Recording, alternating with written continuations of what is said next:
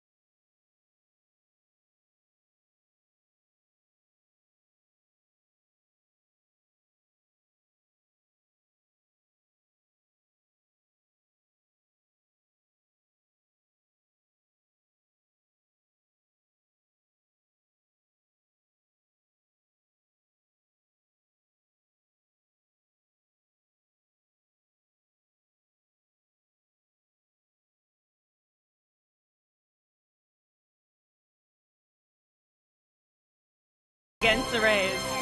Hi, and welcome into Turner Field. I'm Jen Hildreth, and we've seen a lot of new faces come and go with the Braves this season. You're going to get a chance to see another new face, at least in a new role tonight as Williams Perez makes his first major league start. And his locker mate, guy right next to him in the clubhouse, Mike Foltynewicz, made his first major league start earlier this season. I asked Folty if he had any advice for Perez, and here's what he had to say. To get the first guy, just get out there, get the first guy out, and then after that, it kind of settles in, and the nerves kind of leave you, and it just becomes a game that you've been playing your whole life, and you just got to go out there. It's no different. You just got to go out there and get guys out. It's don't try to do too much, but other than that, just go out there and pitch.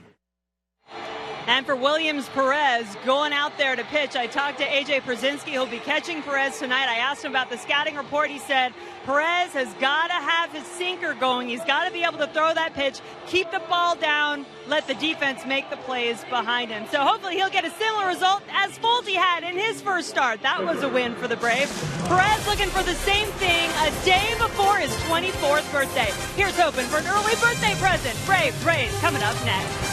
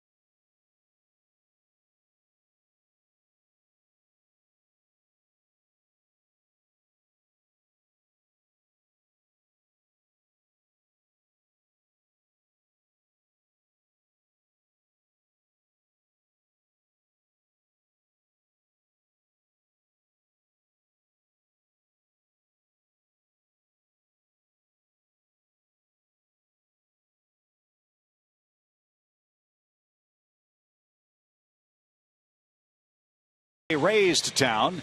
Game 2 of the series. That's young Kevin Cash, the skipper of the first place Tampa Bay Ball Club. And here's his Academy Sports and Outdoors starting lineup. Same lineup with the exception of the pitcher, Jake Odorizzi, who will pitch and bat ninth. Tampa Bay, a pesky ball club, overcame a 3-1 deficit to come back and win last night. What a night for Williams Perez, though, Tommy, something you can relate to, his first big league start tonight. First big league start. He'll never forget it. See, like I said, birthday boy, 23 years old, be 24 tomorrow. Acarigua, Venezuela, acquired from the Braves as a non-drafted free agent. So this is a big opportunity for him. Like I said, he's had the opportunity to be here for a little while now and get a sense for the big leagues, but this is a big opportunity getting a start. And time for his 4 keys to pitching success tonight. Well, he pitched really well in Double-A last year. He's pitching great this year at Coolray Field. So, hey, just put that in your head. I'm just pitching at Coolray Field where he was having so much success, and pitch with confidence. Know that what your stuff is that works. Like A.J. Pierzynski told Jen, he's got to have his sinker, use it. Pitch with confidence that you can get him out with the same stuff you had in Triple-A. So again, the veteran A.J. Pierzynski will try to guide Williams Perez through 5-6 innings of play tonight. And hopefully the first inning for him starts better than it did for Mike Foltynewicz last night. This is the man that caused some problems with, as Joe called it, a 140-foot triple to start the game. And that's off the plate. 1 ball, no strikes. Hopefully he's leading off with his 8 iron tonight, not his sandwich. Couldn't have placed that ball any better last night. Kevin Kiermaier can really fly. And he takes downstairs. Ball 2. 242 is his average. 3 homers and 11 runs driven in.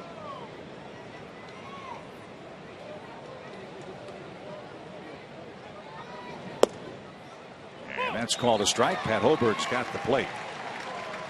Recipe for success very simple for Tampa Bay. They don't score a lot of runs. But on the flip side, they don't give up many runs. They have the best run differential in the American League East. They've outscored the rest of the league by 19 runs.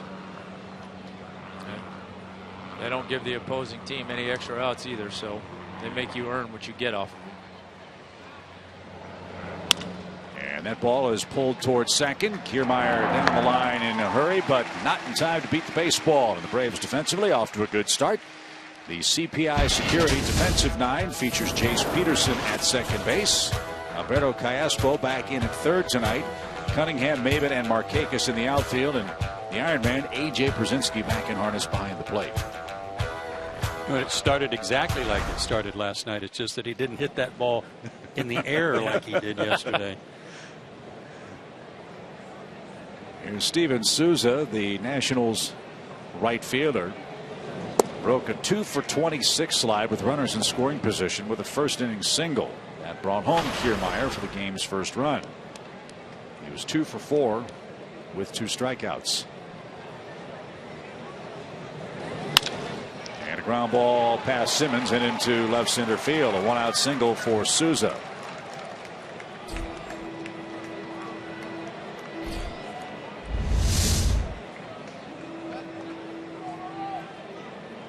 That one was a little flat and up. It just found a hole, that's all.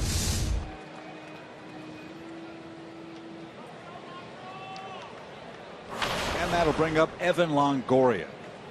He knocked in a run last night. He's heated up in May. 14 of his 18 runs batted in have come this month. And ball 1.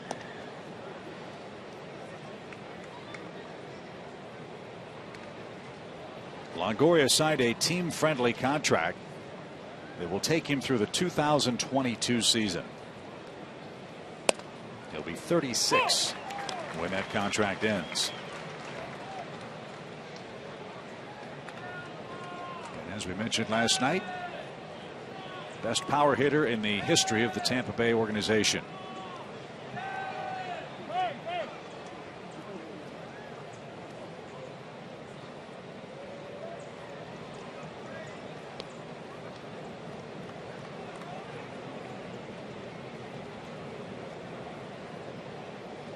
How about his batting stance, Joe? I can't remember a man that stands at the plate quite like Longoria. His left foot looks like it's almost behind his right foot as he takes his stance. Took the words right out of my mouth. You don't see too many guys stand with their feet that close together and that upright.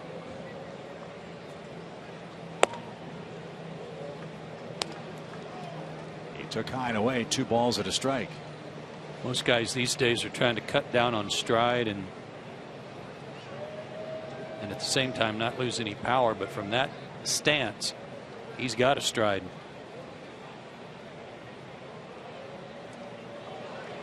Close play at first.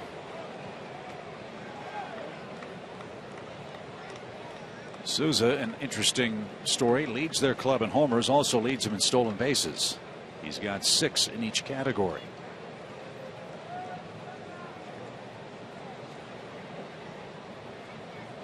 He's got a good lead. 2 balls and a strike, and lined over Simmons' glove into left field. Cunningham over quickly, tries to cut it off, does, and the throw will come into second to keep the double play in order. And Longoria has a back-to-back base hit with Souza, and James Loney will hit with 2 on.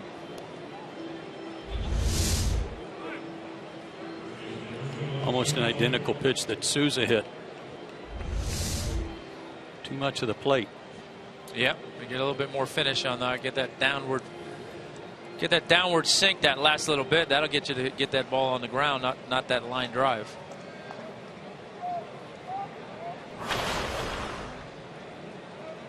So James Loney bats. He's the Rays' first baseman.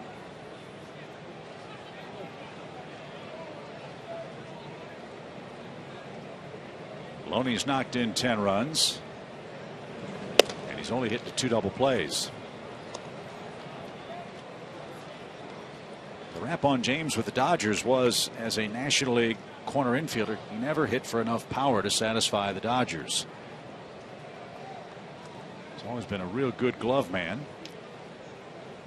He's fit in real nicely here in Tampa. Line drive center and deep. Maben back. He's going to make the over-the-shoulder catch. Tagging and scoring from third is Souza, and Loney's 11th RBI puts Tampa Bay in front in the first again.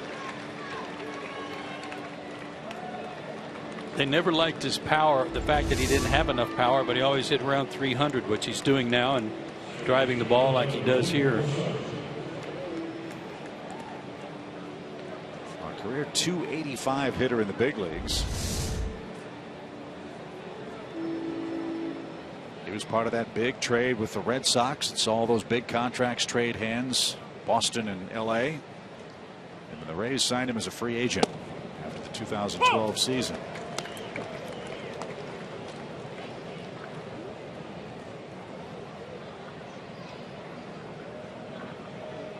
Loney had a 600 at bat year last year, the most he's had on a single big league year.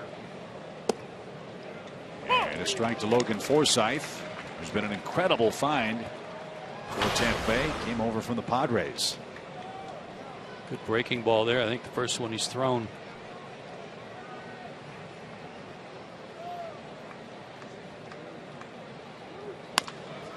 Bouncer to the right side. Tricky hop. Peterson stayed with it. And that'll end the top of the first inning. A run on 2 hits. A Loney sac fly puts the Rays in front 1-0.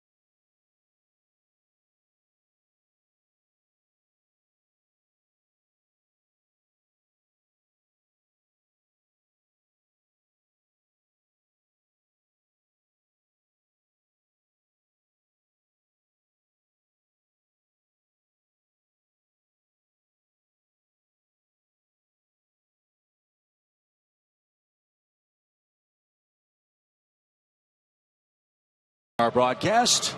Tampa Bay scored first in the first. Here come the Braves in game 2 of the set. Atlanta 18-20 on the year, 4 games behind Washington and the Mets, who are tied atop the divisional pile. The Academy Sports and Outdoors starting lineup features Cayaspo hitting second at third base, Freddie Freeman, Nick Markakis, Todd Cunningham, Brzezinski, Simmons, and Maben 6th, 7th, and 8th. And a good man on the mound for the Rays in game 2. Real good. Jake Odorizzi? Odorizzi, is that how you say it? I don't want to butcher it. Rizzi.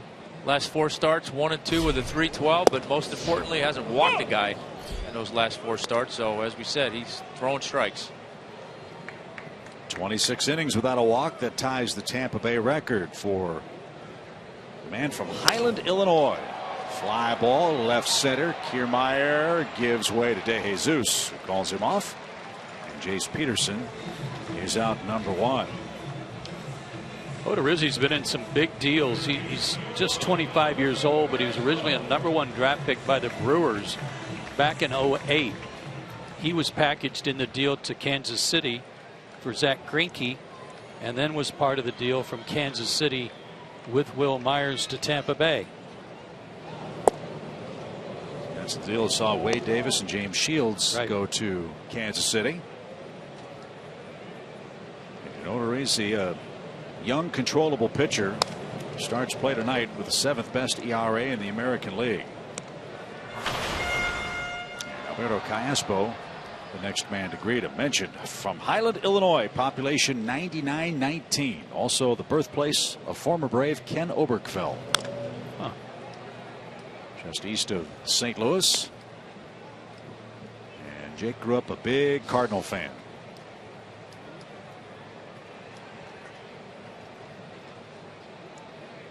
Last start he pitched great, 6 innings, 3 runs, but got beat 3-2.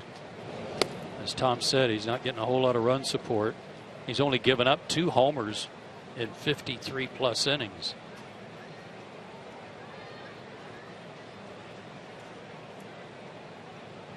Two and two for Callaspo, and that's hit to short. Easy pick and throw. There's the second out. We saw it all from Tampa Bay in game 1 of the series, and a key component is this excellent defensive group. Their lineup presented by CPI Security. Joe, you were really impressed with Kiermaier in center. Yeah, on all 3 of their outfielders. We saw Souza a little bit last year in the National League East, but David DeJesus has been a center fielder most of his career. Kiermaier was really something to watch last night with his foot speed. Shift on for Freeman, who unloads on the first pitch, and it's to straightaway center. Kiermaier reaching for the fence, will have just enough room, and he makes the play to retire the side. Odorizzi with his 27th straight inning without a walk. He doesn't give up a run either, and he leads 1-0.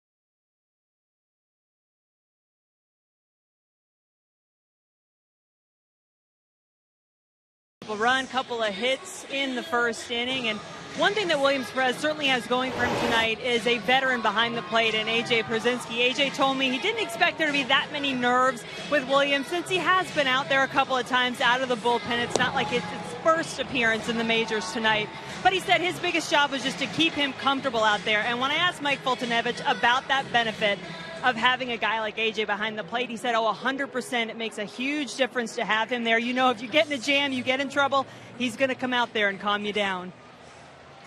Thanks, Jen. Tommy, you agree with that? Oh, absolutely. Look, I said it. You know, with all the stuff that's going through your head, that as a young pitcher, your first time out, first few times out, to not have to deal so much with pitch sequencing and how are you trying to get hitters out and lay all that on a veteran catcher, that's a big plus. Ball 1 outside to David DeJesus.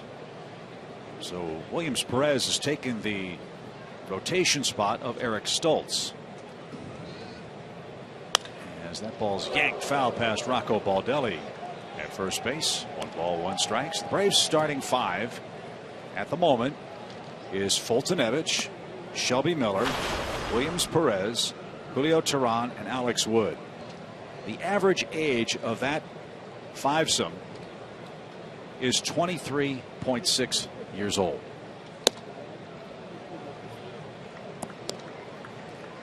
That's a good thing. Yeah, real good. Very positive look to the future. 2 balls and a strike for DeJesus, swinging a hot bat. And that one grounded to second. Peterson hangs with the big bounce, gets his man at first. 1 away for Asdrubal Cabrera. I was looking at his numbers last year at Mississippi. He went 7-6 and had a 2.91 ERA in the Southern League. 133 innings. He only gave up 4 home runs in 133 innings, and he hit 11 batters. That kind of told me too that he's not afraid to pitch inside to kind of keep you off his sinker. This man had no trouble elevating a baseball last night. The Tampa Bay shortstop hit a long home run. If Williams can hit that spot about 3 out of 4 times, he's going to be here a long time. Yes. A down and away strike. You heard that a time or two in your time in Atlanta, didn't you? Yep. Had a lot of success in that little bottom quadrant.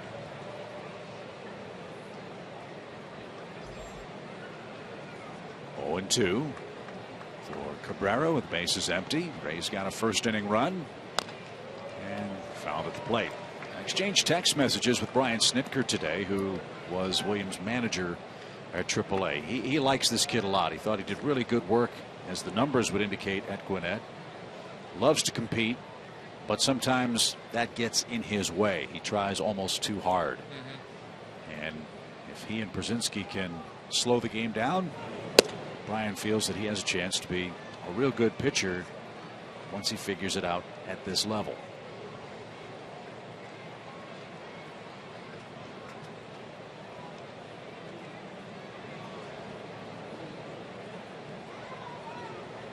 One and 2 for Cabrera, and that's downstairs. 2-2.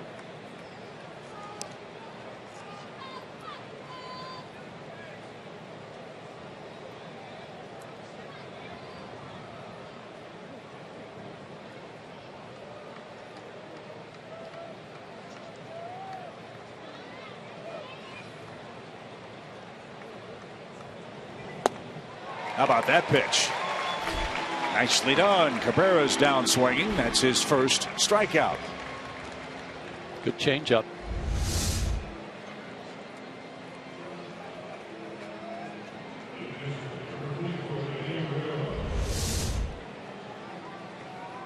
And the first 2 are retired in the Tampa Bay second. Rene Rivera is the catcher. He's batting 138. Way outside, ball 1.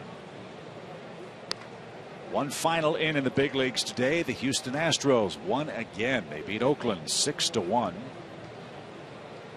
The Astros 27 wins, 14 losses, and at the moment a 6-game lead in the American League West.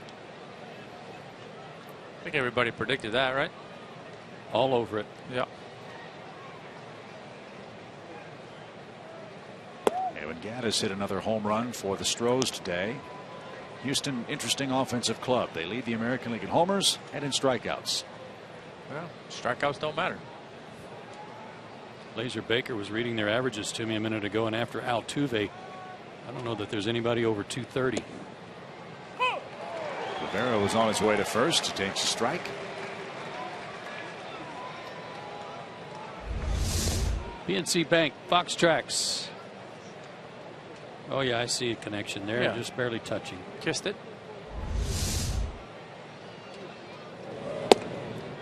Got the outside corner now. Full count. That was at 92.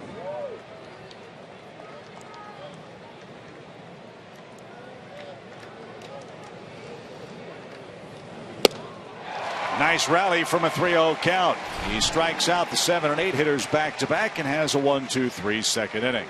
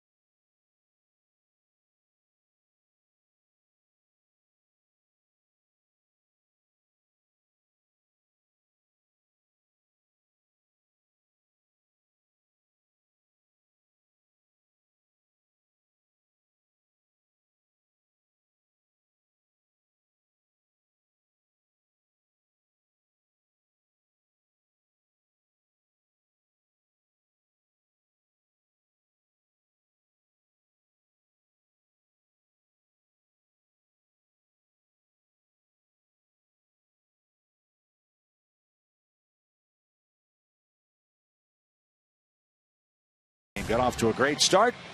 The ever popular Javi Lopez. It looks like he's not aged a bit. Throughout the first pitch, and he threw a strike to Alex Wood. It's our T-Mobile game changer feature. That's the career of Javi Lopez as a Brave. Mighty impressive, huh? About 60 postseason games and 10 home runs. NLCS MVP, 3-time All-Star. Probably didn't get enough credit for his catching ability, too. No, absolutely not. I know a lot of those home runs and RBIs benefited me, that's for sure. And Javi will stop by for a visit later on tonight. It's his bobblehead night. First of the bobblehead evenings for the Braves this summer. And Nick Markakis, Todd Cunningham, and A.J. Pierzynski are coming up against Jake Odorizzi.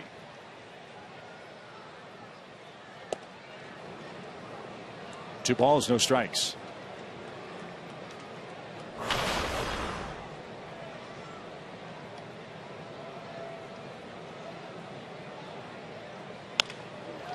Fly ball towards center, but Kiermaier is going to catch it. And there's out number one. Braves got to get the bats going against this Tampa Bay club. Last night they got all 3 of their runs in the second inning and 2 of only 4 hits. So after the second inning they got a base hit in the 6th and another one in the 8th, and that's been it since the second inning last night. You've got some guys that are slumping. This is not one of them. Todd Cunningham.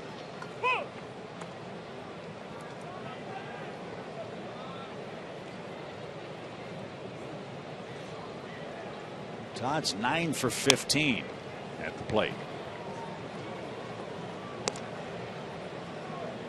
And he's quickly behind. 0-2.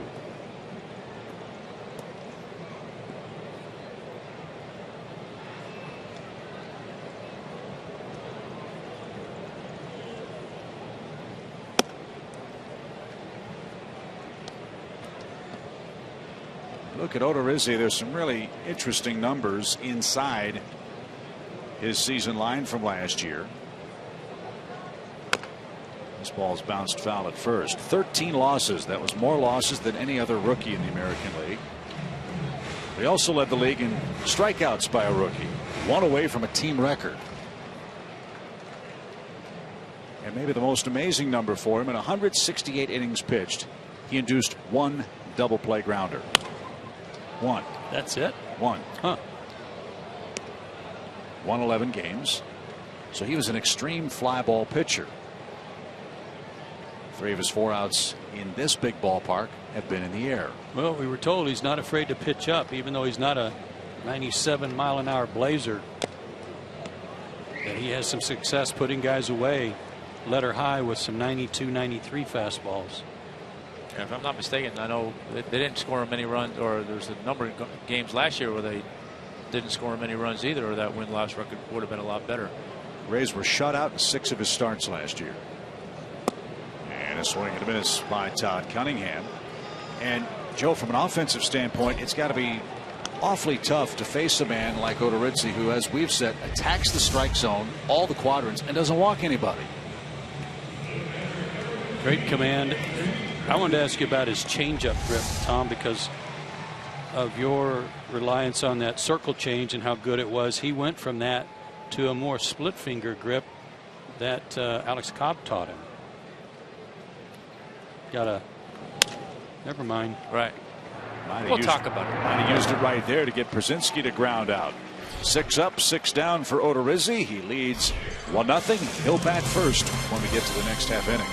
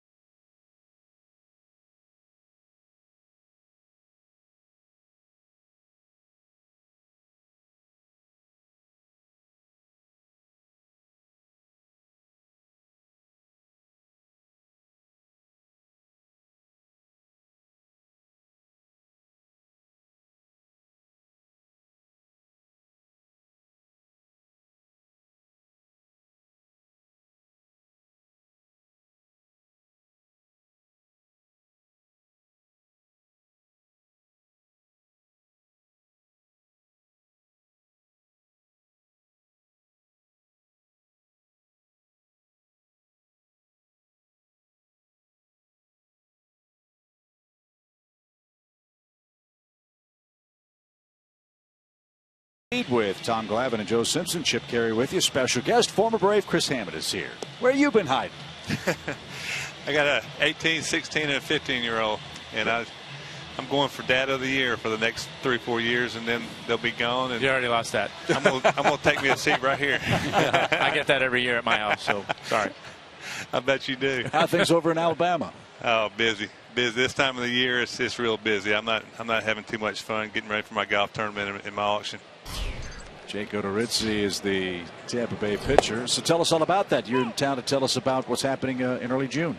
Yeah, the thing I'm more excited about than anything is having Bobby Cox as a guest speaker the night of the auction, and I'm trying to get.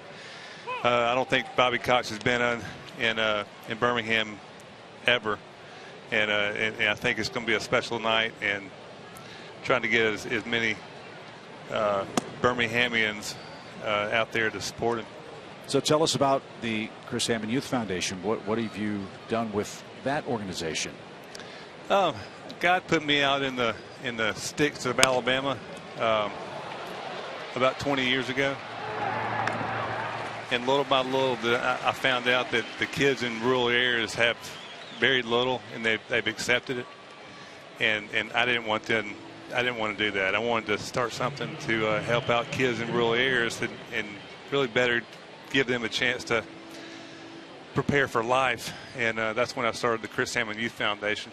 And we probably for the first 7 or 8 years, we helped out kids in rural areas. And little by little, I found out that there's underprivileged kids everywhere. And now that for the past 2 years, we've switched under rural area to underprivileged kids everywhere, and we've had a lot of support that way, and we're excited to be able to help kids better prepare for life. So you've got a golf tournament coming up on June 7th or June 8th, and you've got a charity gala on June 7th. Where's the gala? Where's the golf tournament? And how can people get in touch if they'd like to participate and help out? Well, the golf tournament is going to be out at Greystone on Monday, June 8th, and the night before it's going to be out at Regents Park where the Barons play. And I thought this is the first year we're going to have it at Regents Park, and having Bobby Cox there, the atmosphere is just going to be perfect. And if anybody wants to be part of it and come out and support Bobby Cox, they can go to HammondFoundation.org or HammondFoundation.com, or they can call me on my cell phone. Okay. I always give out my cell phone. Sure, go ahead. Go ahead. You can call me on my cell phone, 256-276-9942, and I just the more I help people and see how many people are hurting, I want to help everybody. Well, Chris, and if you need my help, just call me. We got to go to break. It's great to see you. We wish you luck with the golf tournament. It sounds like a great time. Hope everybody will support Bobby Cox and you. It sounds like a great idea. 1-0 your score. We head to the bottom of the third inning.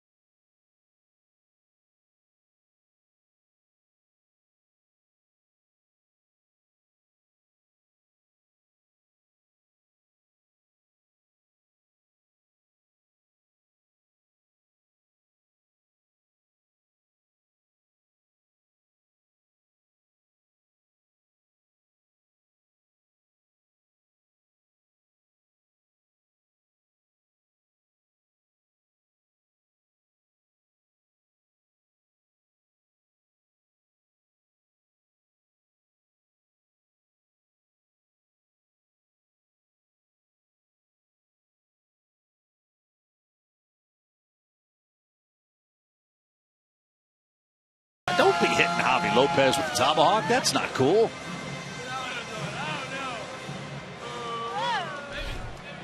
Javi was a very popular player. Yes, he was. Here in Atlanta. Sounded like he still is when we threw out the first pitch. Hard hit ball under the glove of Loney at first. And Andrelton's around first, on his way to second, and he'll get there standing up. See how that scored. Loney was there, and it's going to be a two-base hit. Good start to the inning. That ball was up and out over the plate. Hard hit ball under the glove of Loney at first. And Andrelton's around first. That was a true replay. As it was said in this booth for so many times, I just said that. To me, usually. Here's Cameron Maybin. Cameron's riding a 4-game hitting streak. And this one pulled to short. Cabrera unloads in a hurry, and Maybin can't move Simmons up. Now Williams Perez will bat, runner at second with one out.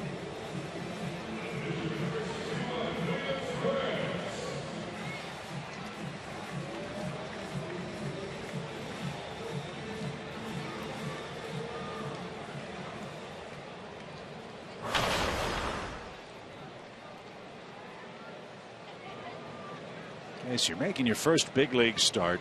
Now you got a hit in the National League. Well, we'll see what kind of athlete he is.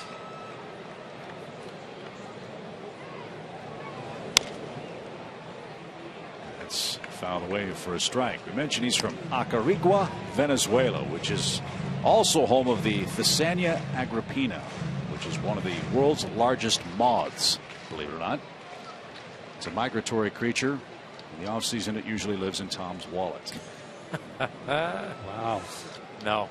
No. Mrs. Glavin, there ain't no moths in that wallet.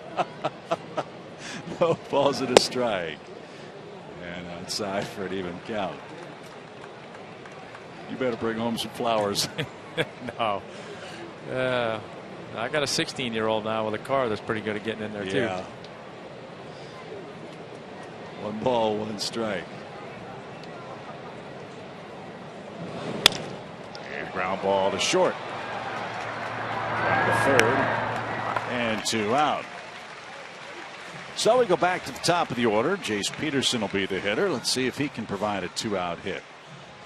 Bears have done an excellent job of hitting with runners in scoring position and 2 outs this year. They're at 275 in that category as a team.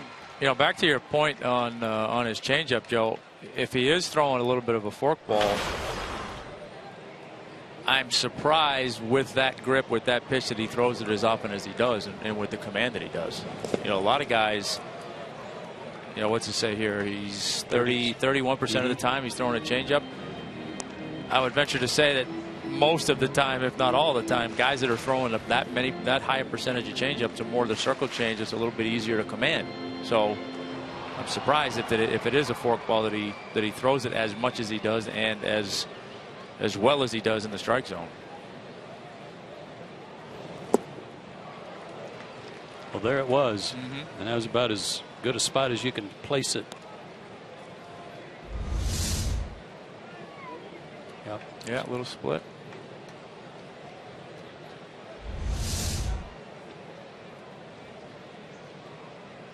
One ball, 1 strike. And Rivera with 2 good stops in this sequence.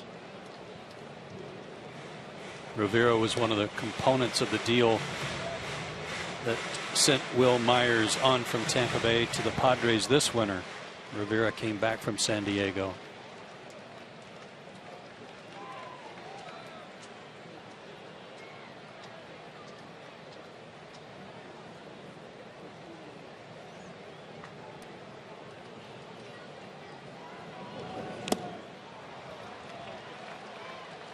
Another one. 2 balls, 2 strikes. I can't tell you what a luxury it is, too, when you got a guy behind the plate like that can block that pitch in the dirt like that.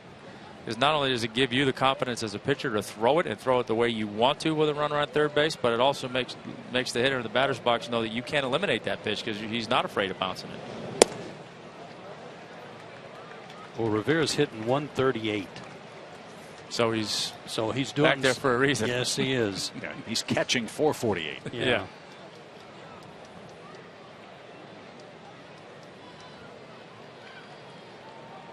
Let's see what they come up with on a full count pitch.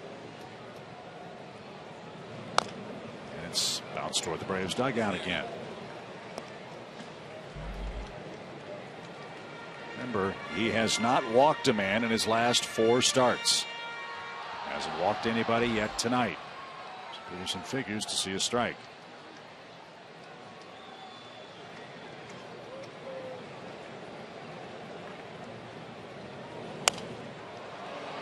He did, and he fouled off a fastball.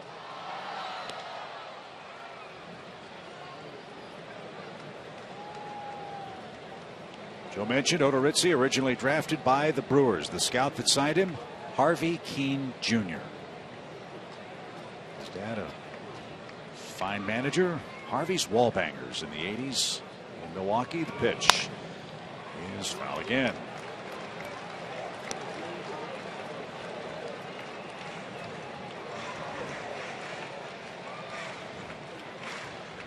Jace Peterson will see a 9th pitch.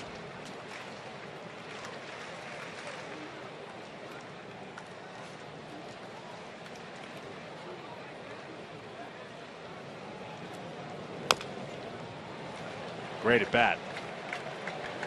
Great at bat, and one that, with the way he's locating that off-speed pitch, Chase may either A, need to move up in the box a little bit, try to take it away from him, or think about hitting it to left center field, or just taking whatever he throws him to left center field.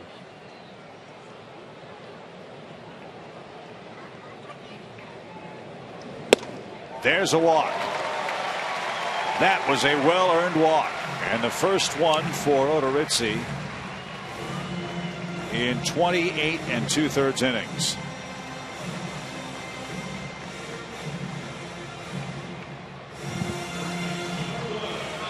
And now Callaspo bats.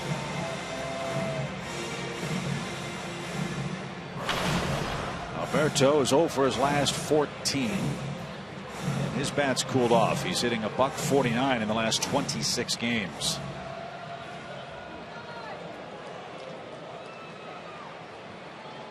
It's been Siriaco and Callaspo starting at third base in this series. Chris Johnson still hurt. Phil Gosselin had successful thumb surgery earlier today. The pitch is high, ball 1. Phil had an avulsion fracture repaired this morning, and his prognosis 8 weeks of recovery time. I can see Alberto shoot one between short and third with Cabrera playing him way up the middle. Little pop behind third, down the line and out of reach of Longoria into a sliding stop.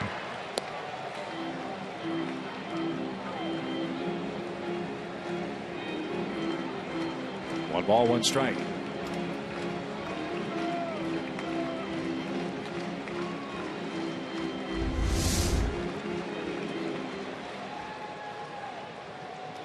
Good effort by Longoria, but couldn't get there in time and wasn't going to be able to get it anyway.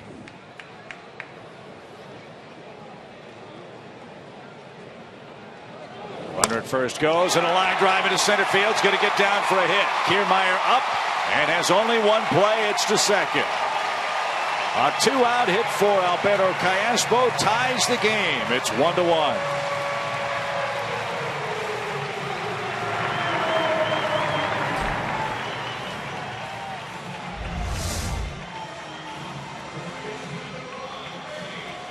Another pitch that had the middle of the plate. It was down, but it had the middle of the plate, and he did what he does best.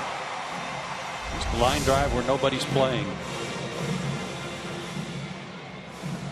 So the first walk for the Rays right-hander in 5 starts proves costly. It keeps the inning alive and allows Callaspo to hit. And Now Freddie Freeman's the batter. He jumped at the first pitch and chased Kiermaier to the center field fence.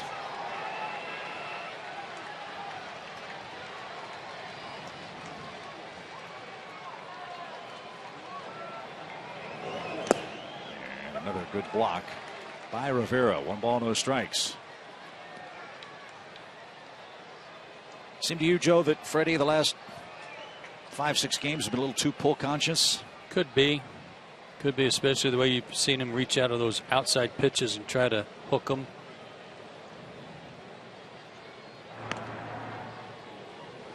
You know, teams are reluctant to pitch him inside, and that's why when they put a shift on for him, it ought to be playing into his hand if they're going to work him middle away.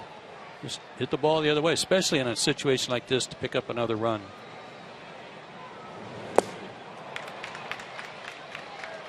One ball, 1 strike. Even with 2 outs, they have a big shift on. Freeman's got the whole third base line. He's got a huge gap between Longoria and the second base bag. They're straight away and deep in the outfield.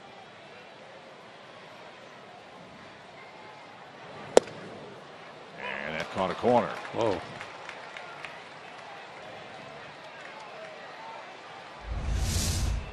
Bit of a late call, but it was a good pitch.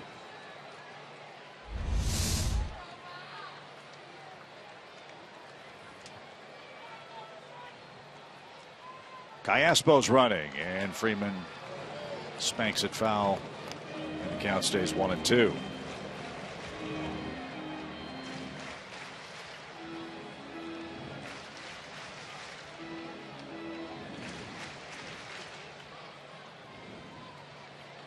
Peterson at third, Callaspo at first. Simmons has scored. It's a 1-1 game. And Freeman is caught looking, and that'll end the inning. The Braves cash in a leadoff double, a walk, and a single to tie it up. We head to the 4th. New life for the Braves and Williams Perez.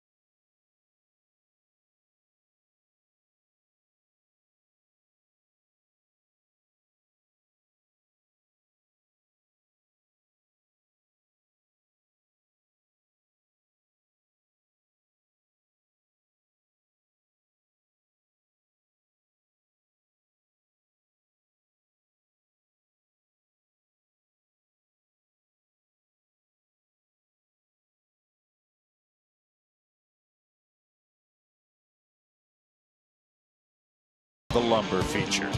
This man knows all about hitting the ball a long way. Those were probably all when I was pitching too.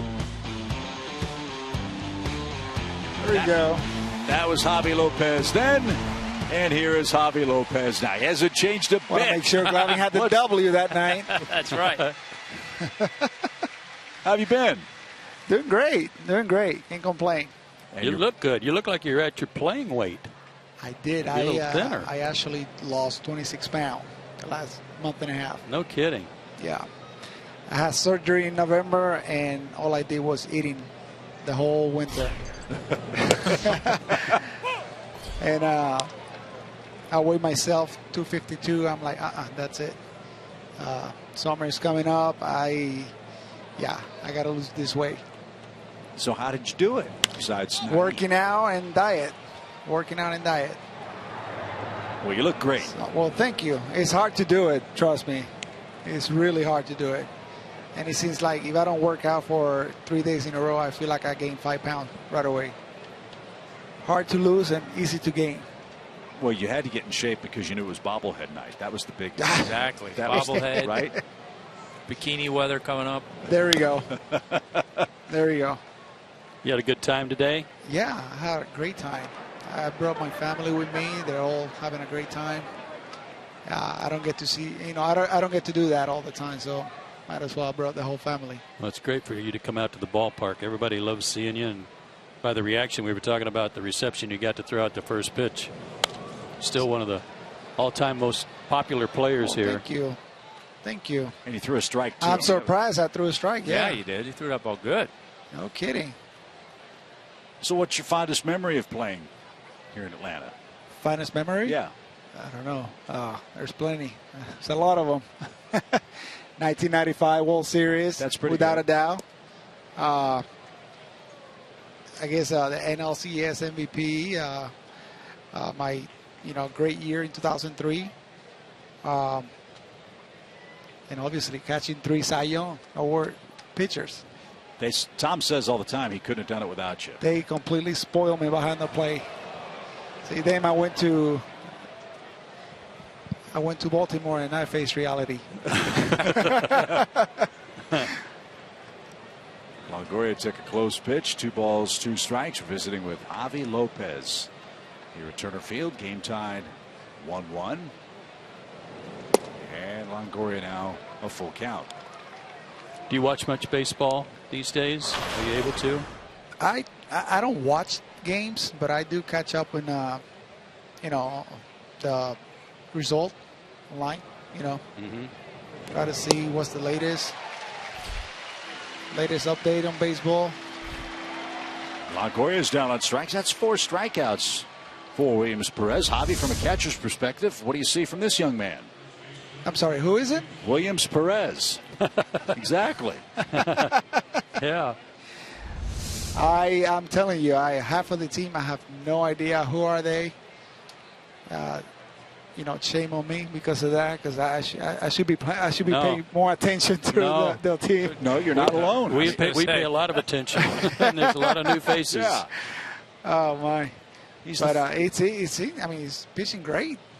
It looks like he had pretty good stuff. Were you in spring training some? No, I didn't go this year. Last year? I did. Christian Bethancourt. Yes. What do you think of him? I worked with him a little bit, and he's a potential great catcher. I work a little bit with him. How to calling games, blocking. I think he was having a little bit tough time trying to get his body as slow as he can. We couldn't get him low enough to get a lower target. Yeah. And I guess who was it? Baba worked with the strength and agility guy, try to get him lower. And I don't know what happened after that. I only was there for a week, and when I left, they were working on him and try to get him, a lot, flexible. But you think he's got a chance to be a good one? Good catcher. Well, he was doing great when I was there, and his arm is unbelievable. I mean, his arm was. If you don't make it as a catcher, I can see him being a stopper. Just like what's the Dodgers, Jensen? Yeah, Kevin Jansen. Yeah. Jensen. There we go. Because he's got a blessing arm, no doubt about it. James Loney walks with 1 out, and that brings up Logan Forsythe. He bounced out to second his first time up. Perez quickly ahead of him, 0-2. I know this isn't your first bobblehead, right? Has there been one before when there you were playing? Two. Yeah. Yeah, I had 2 in the past when I was playing with the Braves. Okay, well, they just kind of lined up all across your trophy case. Well. Yeah. Oh, I guess. Now, do you have a favorite of the 3? I mean, how do you like this one? This is a very special one because I have a whole ceremony about it. The other 2, I was just, catching Glavine while they were giving away bobbleheads.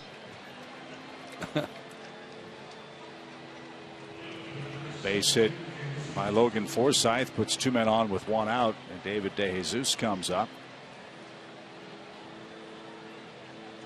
DeJesus is the Tampa Bay infielder. He's got 16 RBIs, and the Rays threaten to take the lead back here in the top of the 4th inning. Well, I know you can relate, Javi, to this guy making his first big league start and having a veteran catcher back there like AJ Pierzynski.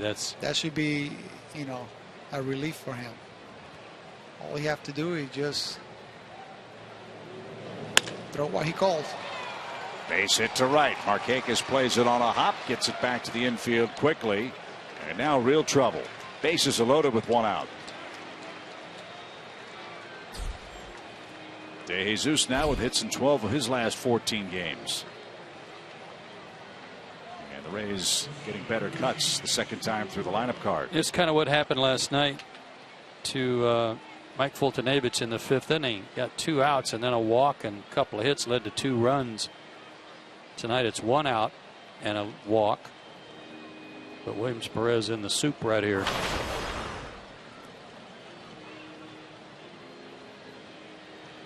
See if he can get that sinker for a double play ball off the bat of Asdrubal Cabrera.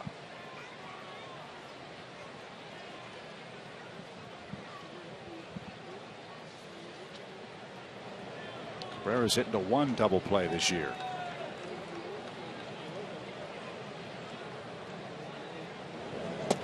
And off the plate, 1 ball, no strikes.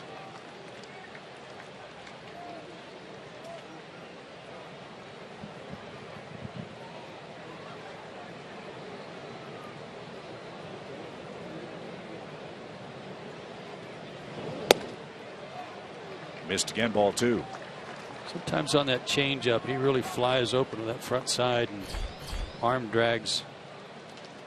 His arm side. Gets in a little bit of a hurry. Gets that front side out too fast and can't get back through over that front side.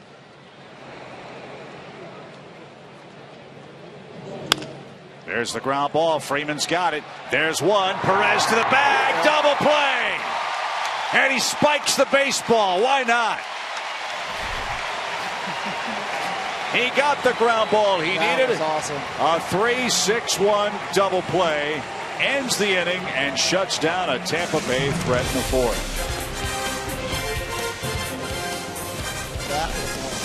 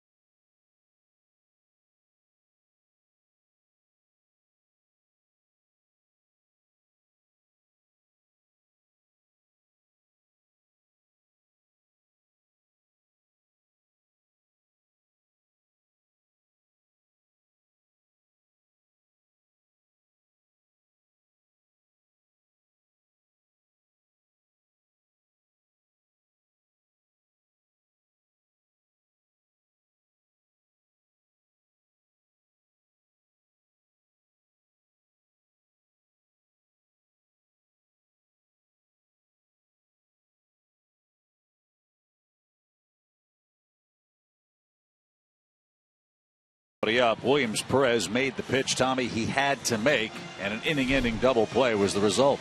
And got everybody to sit down. It was perfect. Yeah, for a guy that doesn't hit into many double plays, that 3-6-1 is not the one you would have expected him to hit into, but nice turn and nice job by Perez getting over there, cover the bag.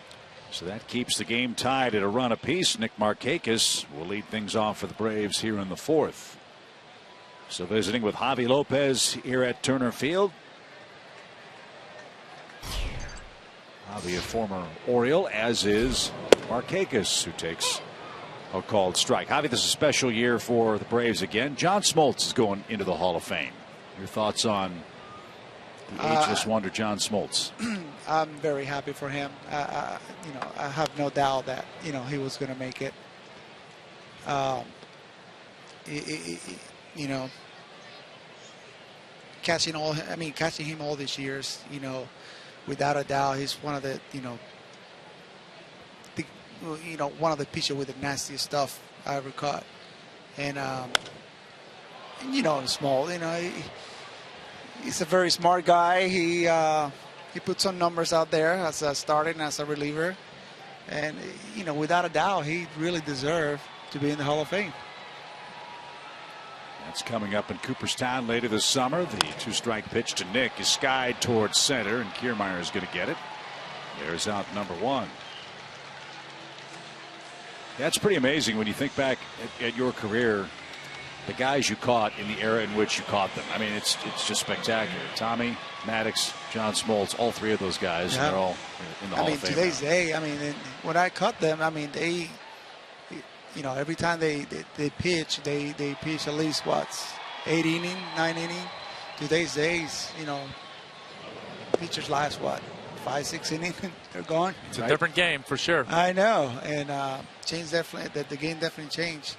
But Small, Maddox, and Glavine definitely they go all the way to the end, pretty much every time they go out there.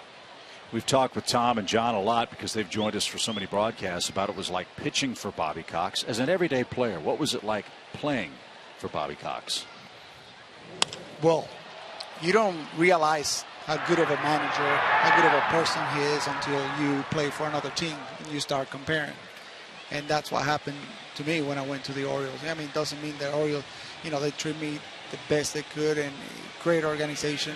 But obviously I start comparing, Brave, Orioles, and there's no doubt, because we're, superior. What made him so special? It's just he create this type of relationship with the players that the players respect him so much, and in my case I wasn't looking at him as just a coach, but as a, I wouldn't say as a father either, but kind of like it, kind of in between, and somebody that you respect and somebody that you want to play good for him because he deserved, nothing but the best. Well, Javi, we feel the same about you. Nothing but respect and love for all of us in Braves country. Congratulations on your bobblehead night. Thank you. Don't be a stranger. Come see us a little more often, will you? Well, I'll try. All right. Javi Lopez. 1-1 game in Atlanta.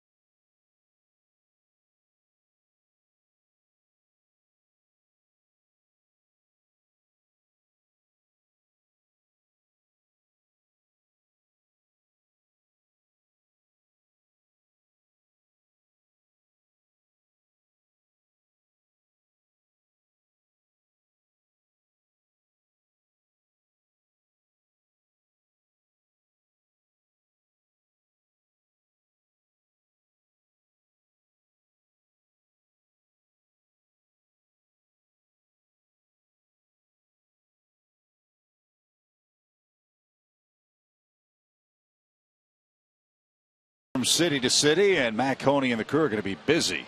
Come Sunday, the Braves will be headed out of town and make our way to the West Coast. The Braves have a big road trip. 3 with the Dodgers, 4 with the Giants, and then 3 with the Diamondbacks before we return home on Friday, June 5th against the Pirates. Rene Rivera drives one deep to right. Markakis on the run in the corner at the wall. Can't get there. It's a foul ball. And Rivera back to the plate, down a strike. Do you guys have any 2-city trips this year? It's against the rules. It is? Yeah. Yeah, at least until June. Oh, okay. Good drive by Nick. Long run, but couldn't get there.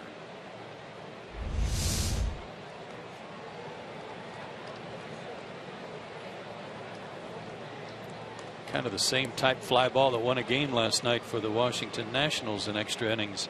Ryan Zimmerman hit one off the right field foul pole. Line drive into right center field by Rivera. He's got a leadoff hit. Yeah, for Zimmerman, that's his 10th career walk-off homer. How about that? 10 of his 189 lifetime homers have ended the game in the win column for the Nationals. Middle of the plate. See AJ kind of slumped there because of the location. Washington beat the Yankees 8-6 last night. Washington tied for first in the National League East. The Yankees lost, dropped them into a tie with the Rays in the American League East. And I think that homer was off Andrew Miller. His first runs he had given up this year. And they're tied 2-2 in the 5th at Nats Park tonight. Odorizzi bunts one foul. It's an even count. Obviously in the American League the pitchers don't hit. And Odorizzi in his career is 0 for 4 in interleague play. But against the Cardinals earlier this year in St. Louis, he put down a perfect squeeze bunt to drive in a run against Adam Wainwright. Squeeze bunt in some cases is almost a little bit easier than sacrificing.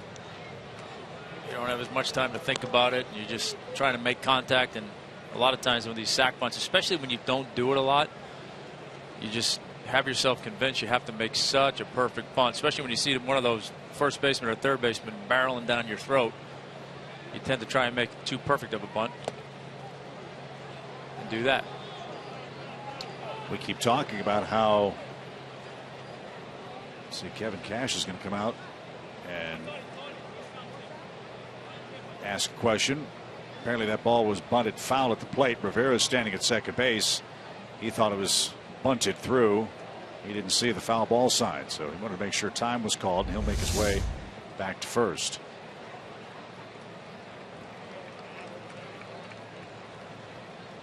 So the count 2-2.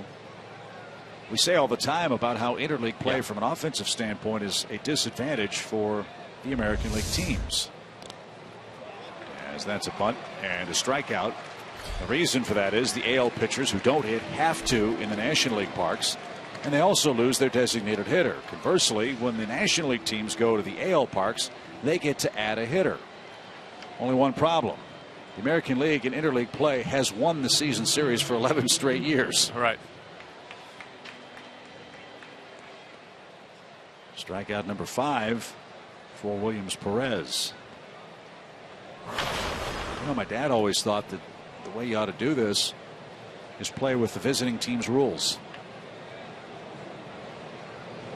His reasoning was, in a situation like this, you introduce National League fans to the American League style of play and National League rules in the AL park. Doesn't change the disadvantage, but it's just a different idea. I've got a terrific idea. Why don't you just play only the teams in your league? I don't think that's going to happen. Take care of that problem. Yeah. I think that ship has sailed. 1 ball, 1 strike.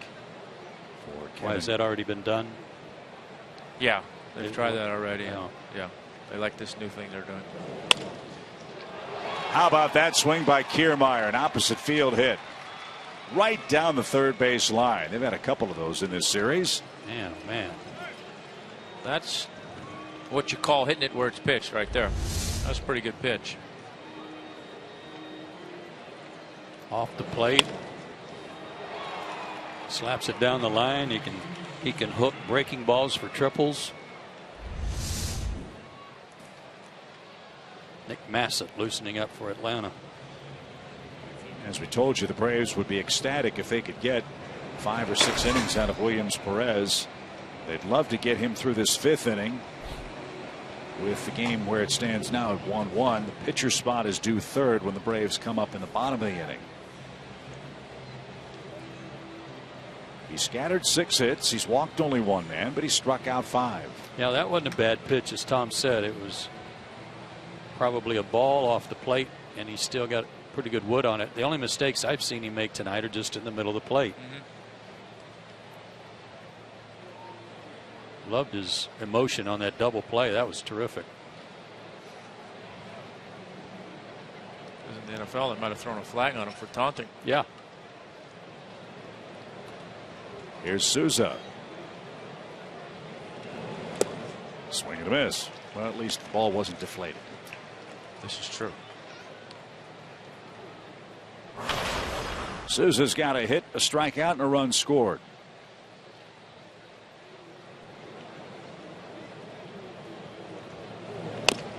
And fouled that one right off his leg. 0-2 your count.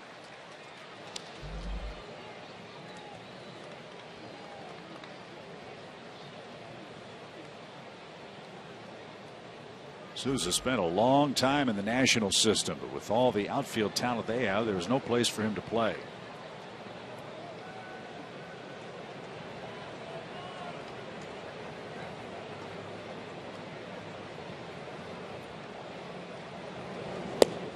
He went around. Yeah, he did. 2 out. Souza out on a check swing strike.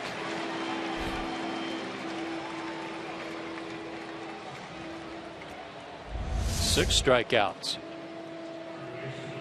And yes, he did. But a real tough out in Evan Longoria. He singled and struck out tonight. Struck him out on a front door breaking ball in the 4th inning.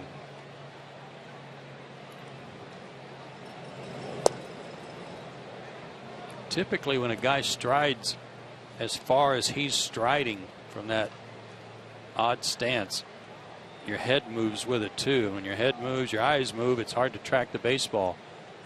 That doesn't seem to be a problem for him. Here's where Perez has got to slow it down and not try to do too much. He knows the situation he's in. He gets this guy, obviously gets through 5, got a chance to win the game, all that stuff, but you can't get in a hurry and can't get into the situation where you're trying to make absolutely perfect pitches. Just make good pitches. There's one. 2 balls and a strike. Longoria, the 3rd overall pick in the 2006 draft. He's in the 3rd year of that long 10-year contract.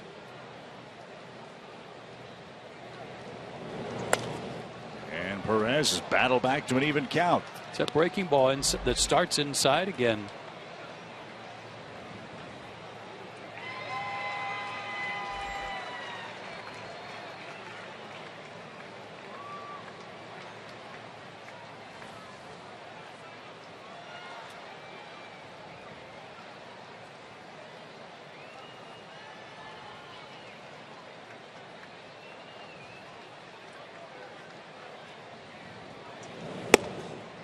Now it's full count.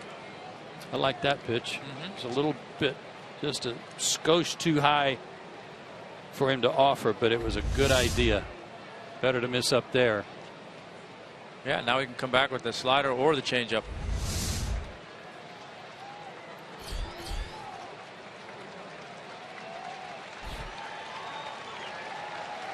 Runners first and second for the Rays. 2 out. Loney's on deck. Longoria steps out.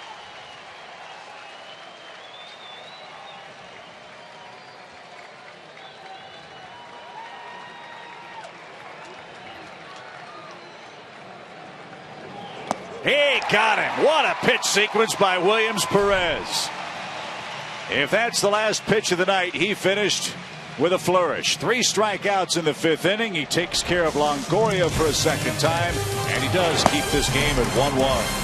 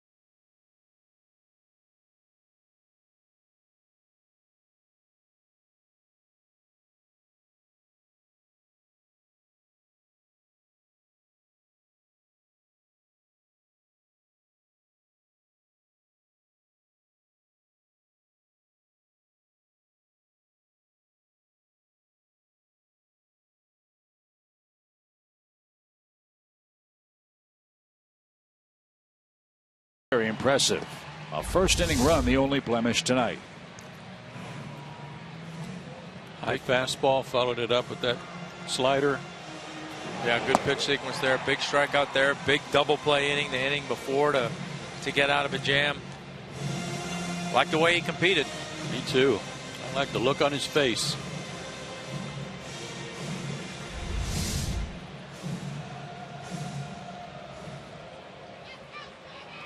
So 79 pitches through 5 innings.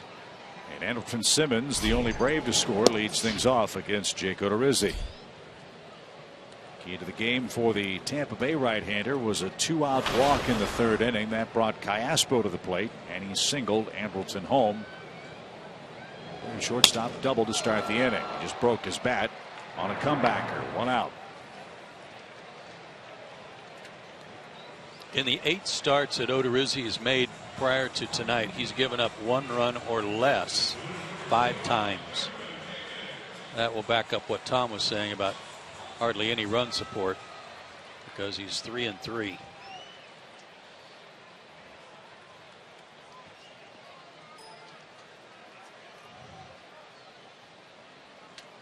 Cameron Maybin is the Braves batter. And Cameron takes a ball. 1 ball, no strikes.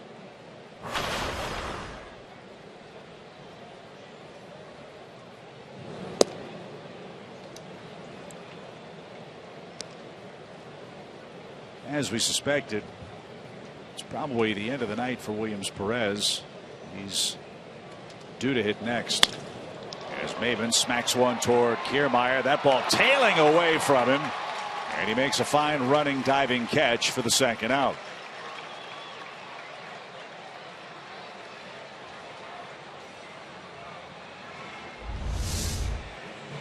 Shading him that way.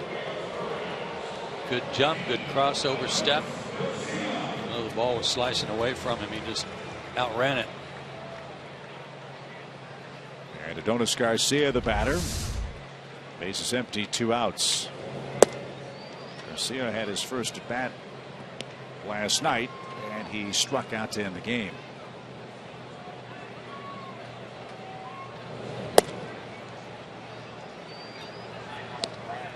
Perez, 1 earned run, 6 hits, 5 innings, a walk, and 7 strikeouts. 2 balls and a strike.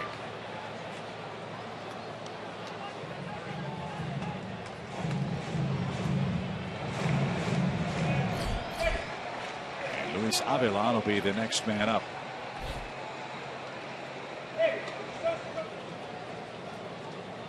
Two balls and a strike. And high, 3-1.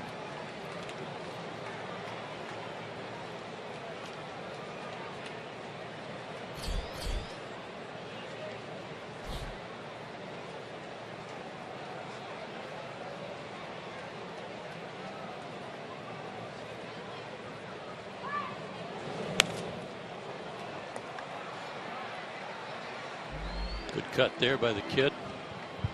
He's not really such a kid. He's in his late 20s. Kid in terms of experience. Kid to me.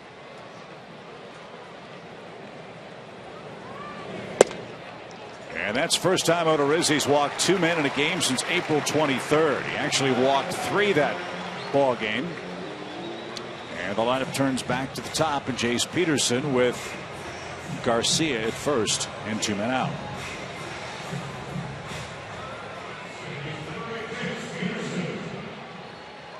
Jace Peterson earned the first walk. Really good at bat too, fouling off some outstanding off-speed pitches.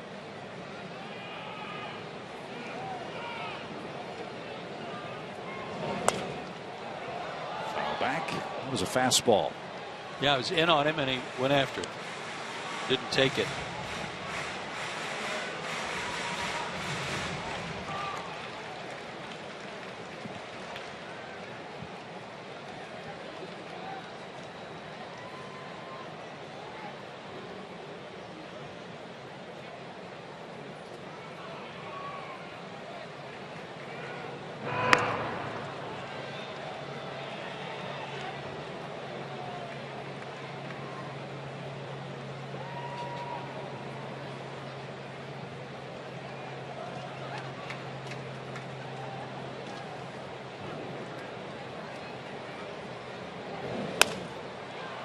Pop fly down the left field line. That's slicing toward the stands. And Jace has an 0-2 count. I think we were in Toronto when I first noticed this and said this about Jace and the defensive alignment. If he looks out and sees the shortstop playing him almost behind the bag at second, that ought to be a tip to him that he's not swinging the bat correctly for him, that he ought to be hitting the ball a little more to left field. They're beginning to think that he's a pull hitter.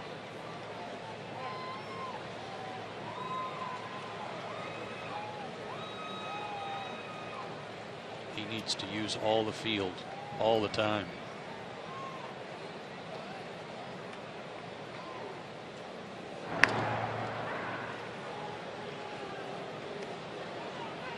Peterson's batted everywhere on the lineup card except 3rd, 4th, and 5th for the Braves this year. Tonight he makes his 6th start in the leadoff spot. Braves are 4-1 since he moved into the number 1 hole. The reason for that, Jace has had a very high on-base percentage, approaching 40% over the last 3 weeks. 1 ball, 2 strikes.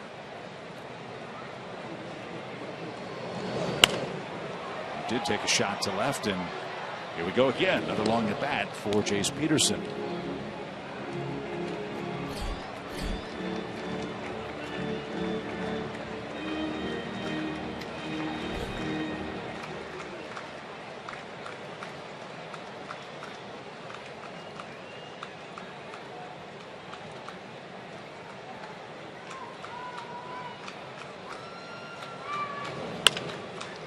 That ball is pulled. Loney was handcuffed, but his pitcher bailed him out. Good work by Odorizzi to get to the bag. And Garcia's left stranded in the home 5th. 6th inning, still tied 1-1 with Tampa Bay.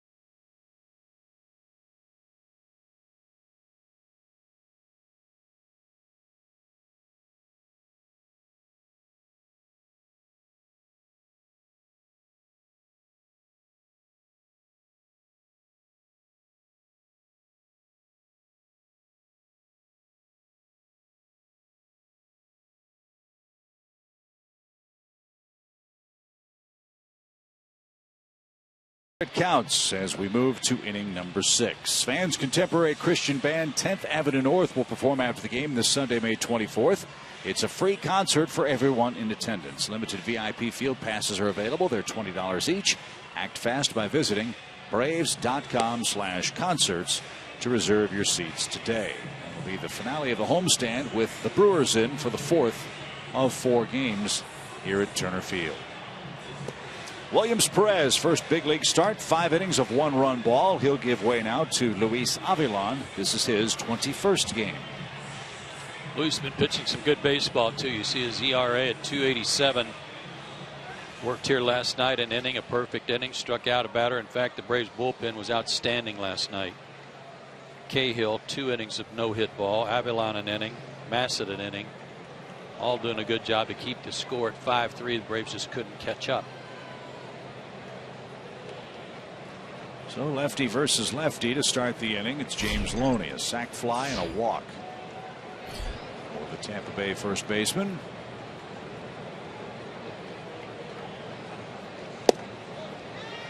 And a strike. Loney is our Georgia lottery hitting the jackpot feature. Been a hot hitter. 6-game hitting streak, working over those last 7.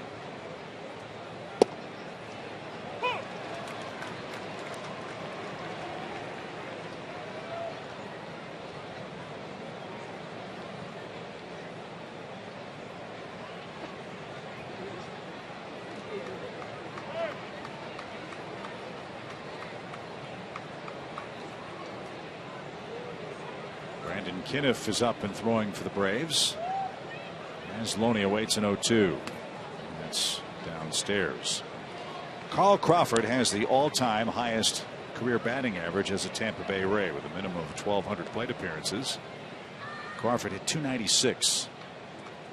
James Loney second, a 294 lifetime hitter with the Rays.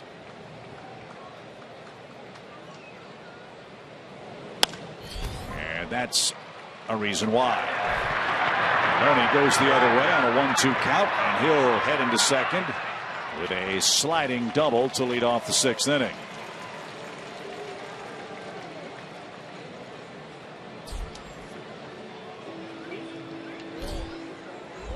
You know, there's a little bit of,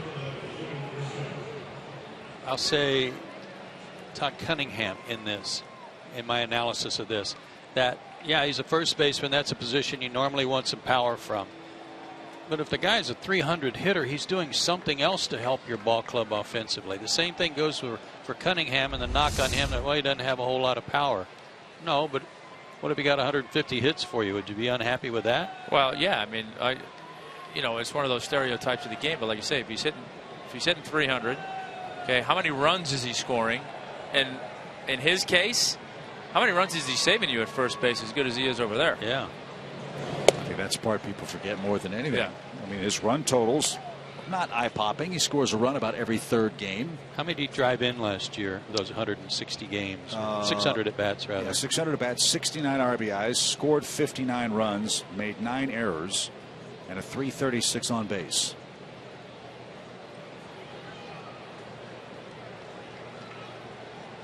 No balls and a strike for Logan Forsythe. But the last 2 years, Loney's hit 290 and 299 for Tampa Bay. Doesn't strike out a lot. Doesn't walk a lot. That plays in this game today, with pitching being so dominant, it plays. 0-2 pitch. Forsythe didn't get it. He's down on strikes. 1 on, 1 out. 8 Tampa Bay Rays have been struck out in the game. That's the first by Avilan. Boy, there's that sinker that he had, that hard sinker that he had 2 years ago. He's just running off the table.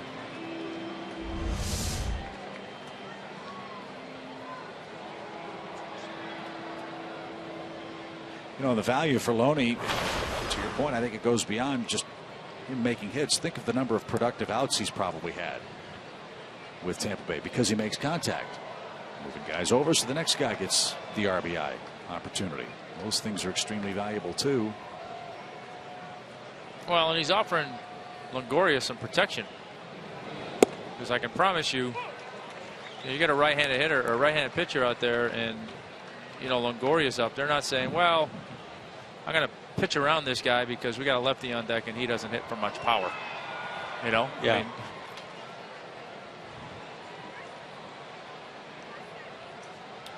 Nothing in one for De Jesus. And out of play. At least in the first 2 months of the season, I can't think of a team that has done a better job of hitting the ball where it's pitched than what we've seen from Tampa Bay in this series. Loney just did it a second ago. Kiermaier's done it in this series. This is a very interesting Tampa Bay Rays ball club.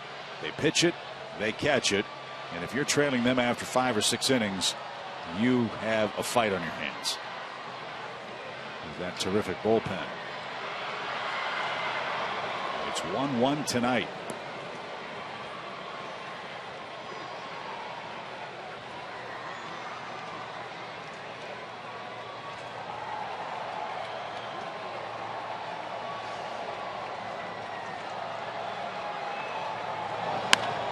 Yanked foul at first. Well, he can get that barrel to the inside pitch.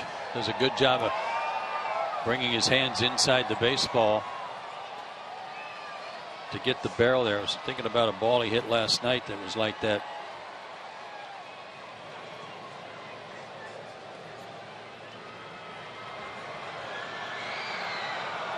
And he hit it foul, but then later hit that double that zoomed over the head of Cameron Maybin.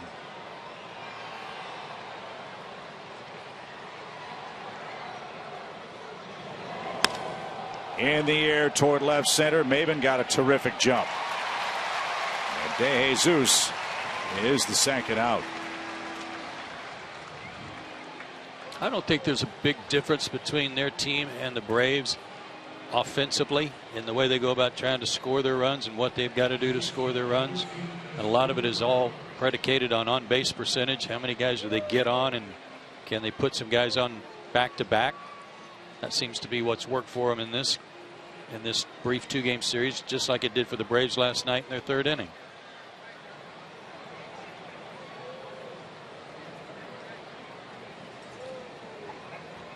Second inning, 3-run second inning. As Drupal Cabrera has had the most consequential at bat of the night. Bases loaded, 1 out. The 3-6-1 double play kept the game tied at 1 after 3.5 innings.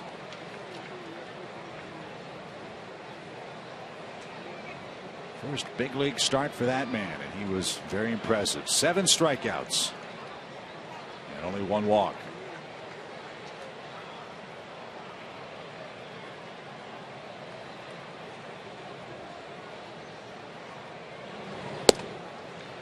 Ball 2. Cabrera switch hitter, 212 right-handed, 214 left-handed coming in. Both of his homers left-handed. Now the Braves will go ahead and put him on and go after the Tampa Bay catcher Rene Rivera, who's a 138 hitter despite a 5th inning single. So the intentional walk will take place. 2 are on, 2 are out. While we have a moment, want to send out congratulations to a couple of big Braves fans, Maggie and Dustin Pruitt. They're proud new parents of a little girl, Katie Ann Pruitt, who's the first grandchild for our pal Ernie Johnson Jr. and his wife Cheryl. So congratulations to the entire Johnson Pruitt family on a remarkable day.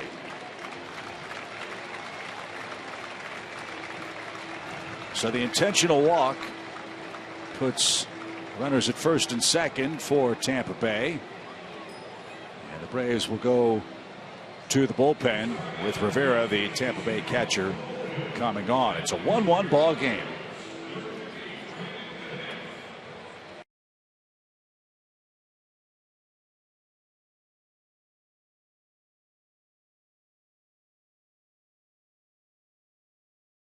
special guest, isn't it, fellas? I've got Kelly O'Hara, who is an Atlanta native and an outside back for the U.S. women's national team. Now, Kelly, let's tell these baseball fans why they're going to love soccer and why they need to watch this U.S. soccer team at the Women's World Cup in a couple weeks. Well, hopefully because we're going to win. But in general, soccer is, pretty exciting. It's fast-paced, and there's not as much scoring as in baseball, but sometimes, like today, it's a 1-1 game, so, might be. You guys put up 5 in Mexico last time out. How do you feel the team is coming together these last couple of weeks before things get started in Canada? I'm very happy about the way the team's playing right now. I think that we're doing exactly what we need to do to be peaking at the right moment. Well, I know you guys are determined, too. As you said, we're going to go there and win, hopefully. You came so close in 2011. Penalty kicks, losing to Japan in the final. Is the team's mindset now like we're coming home with gold, or we're going to be disappointed? Absolutely. I mean, anytime the U.S. we go into a World Cup, the expectation is to win, so it's the same this year. Another Georgia girl on the team. You're from Fayetteville, right? Or Peachtree City? I grew up in Peachtree City and / Fayetteville. So. Okay, so pretty close to here. We got another Georgia girl on the team, Alex Morgan. You guys represent a little bit for the state of Georgia when you put that U.S. crest on? Yeah. It's good to be able to be from Georgia and be able to wear the colors for the state of Georgia. Well, real quick, what brings you back this week? I know it's a special week. You guys have an initiative going on called She Believes, right? Yeah, so I actually just did the kind of went out and talked to some girls that play for my old club team, which was really awesome. And just kind of to let them know that we believe in them and hopefully they believe in us, and together, we want to win a World Cup. So you guys are inspiring. Look forward to watching you. Thanks so much, Kelly. Thank you. All right, guys, and remember, you can catch the Women's World Cup next month. The FIFA Women's World Cup begins as Kelly O'Hara, Alex Morgan lead the U.S. Women's National Team against the best teams in the world. The U.S. in search of their 3rd World Cup title, first since 1999. The only place you can see the 2015 FIFA Women's World Cup is on Fox and Fox Sports 1, with coverage beginning on June 6th. So excited. I'll be there, Chip. I was going to say, Jen, we're excited for you. That's going to be a wonderful opportunity. Jen's going to be part of Fox Sports coverage in Vancouver. We know she'll do a great job. And can't wait to see the U.S. women's team win it all again. It's a great job, Jen. Appreciate that. This is Brandon Kinniff. He'll face Nick Franklin, who's on to pinch hit.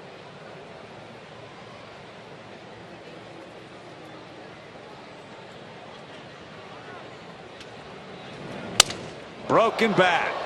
And Freeman will scoop it up and take it to the bag. And Kinniff saws off Franklin. And the Rays are denied again, this time in the 6th. 1-1 ball game.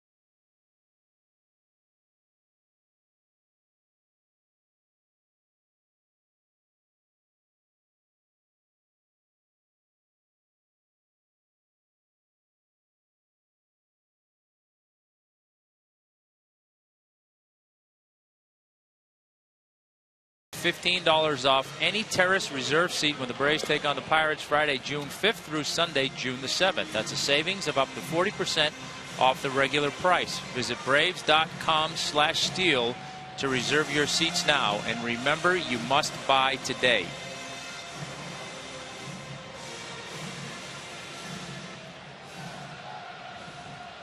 Bobby Wilson is the new catcher for Tampa Bay after Rene Rivera was pinch hit for a moment ago.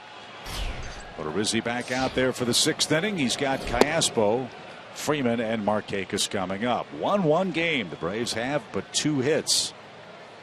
They've also received 2 walks tonight. I would believe it to be rare for you guys to have a change of catcher mid-game unless there was an injury of some kind, and I don't remember many of those.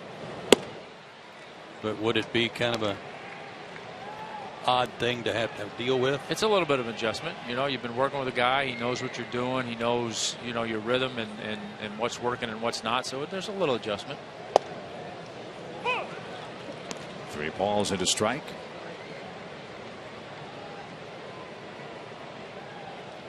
Tampa Bay carries just 2 catchers on their roster as Callaspo flies to center and Kiermaier is going to haul it in. So between innings, I'll go ask Dwayne Stats who their emergency catcher is. Got to be a middle infielder somewhere, I'm guessing. Callaspo out number 1. He's 1 for 3. Here's Freddie Freeman 0 for 2.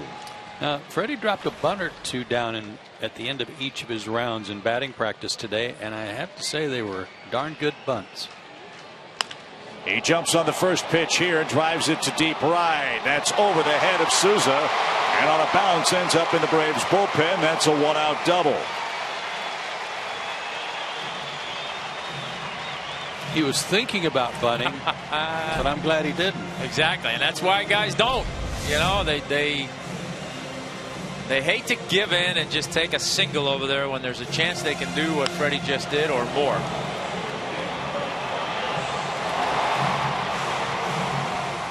Notice that I know I can get a hit over there, but I might be able to hit one in the seats over here.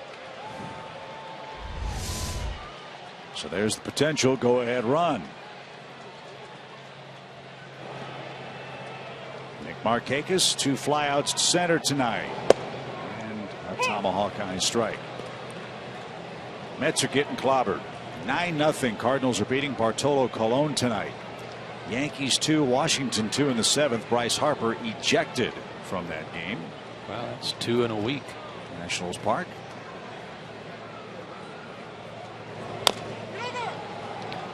Phillies are in Colorado. That game is scoreless.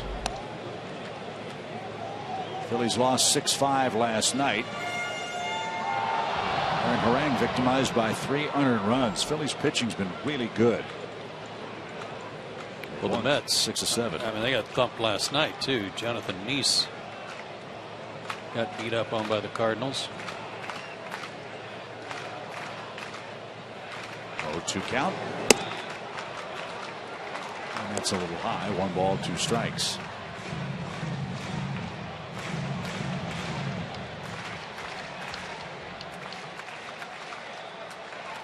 Carlos Martinez pitching for the Cardinals tonight. Bartolo Colon was trying to get to 7 wins. Line drive left field. That's a base hit. Freeman had to hold to make sure it wasn't caught on a line. And Markakis with a single the other way extends the inning, and the Braves in business 1st and 3rd now with 1 out and Todd Cunningham.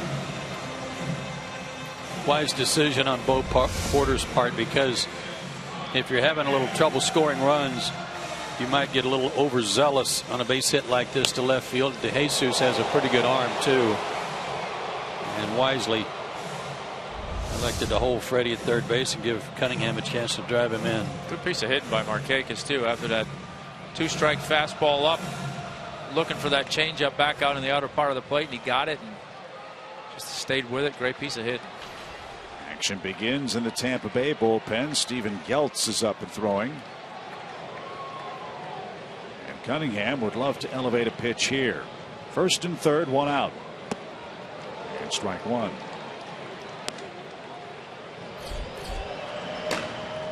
Good pitch there. Young kid in the box. runners in scoring position, feed off his anxiousness and aggressiveness. Good changeup. We talked about this last night with Ramirez and all the changeups he throws. And then when he's in trouble, maybe it's time to look for it. High hopper to short. Cunningham can fly. Close play at first. It's in time. A run scores to put the Braves in front. Cunningham, a productive out. It's 2-1.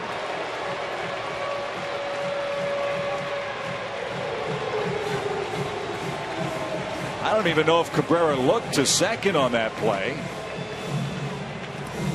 But the Braves get the lead runner in scoring position with 2 outs. Put it in play, stayed out of the double play with that chopper. Yeah, I think he was going to have a chance to get the lead guy. So thank you very much. Here's A.J. Pierzynski, runner at second, 2 out. And he yanks 1 out of play. Well, we'll see if the Braves bullpen can do to Tampa Bay what their pen did to the Braves offense last night. Atlanta has a 6th inning lead. And 9 more outs to get.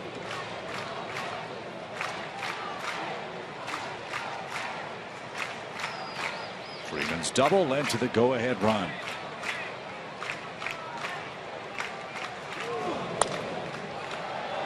Out of play, 0-2.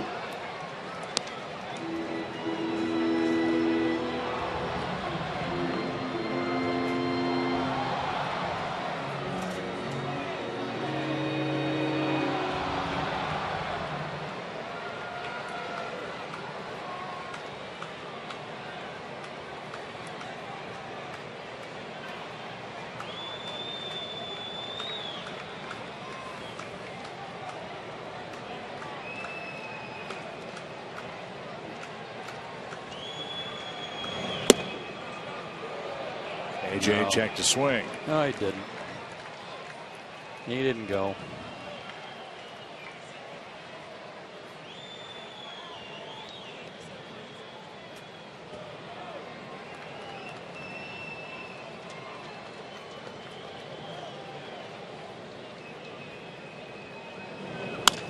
Bouncer to second. Pierzynski fires the bat toward the on-deck circle in frustration. But the inning is a successful one for the Braves. A double and a single and a bounce out puts the Braves in front. 2-1 your score.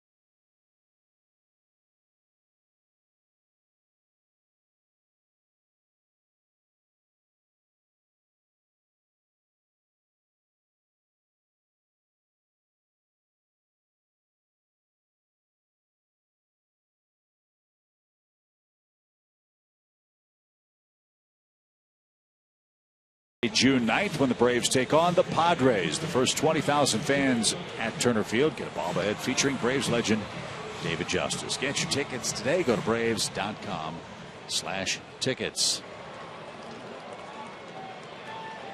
Nope. batter for Tampa Bay. The night is over for Jake Odorizzi. This is Joey Butler, a right-hand hitter. That is exactly what Brandon Kinniff likes to see. He has an incredible run working. Right-hand batters are 0 for 26 against Brandon this year.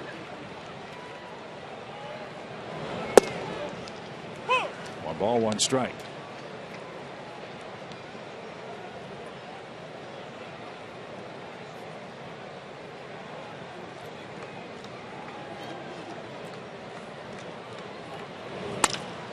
To short.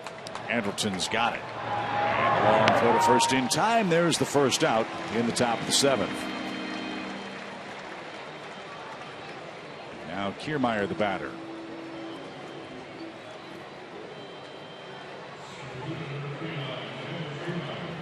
I can tell you that's one aspect of the National League game that the American League pitchers don't like. Normally, he's going back out there. Yeah, 2-1 game. You bet.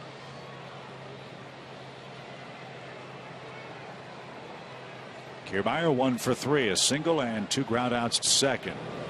He tries to bunt, but it's too hard. Right back to the mound, and 2 are down.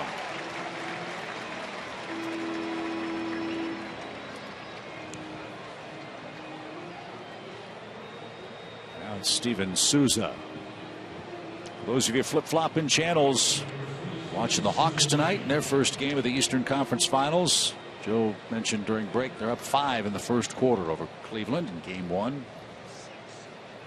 And now Dave Baker tells us it's a 6-point Hawks lead after 1 at Phillips Arena.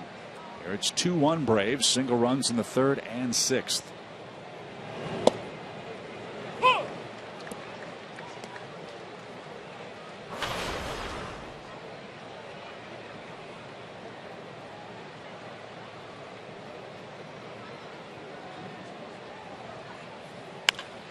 High fly center. Maybin on the run, slowing at the track. He's got room. Righties still don't have a hit against Kinniff, and Souza just missed. We go to the stretch. Braves up a run.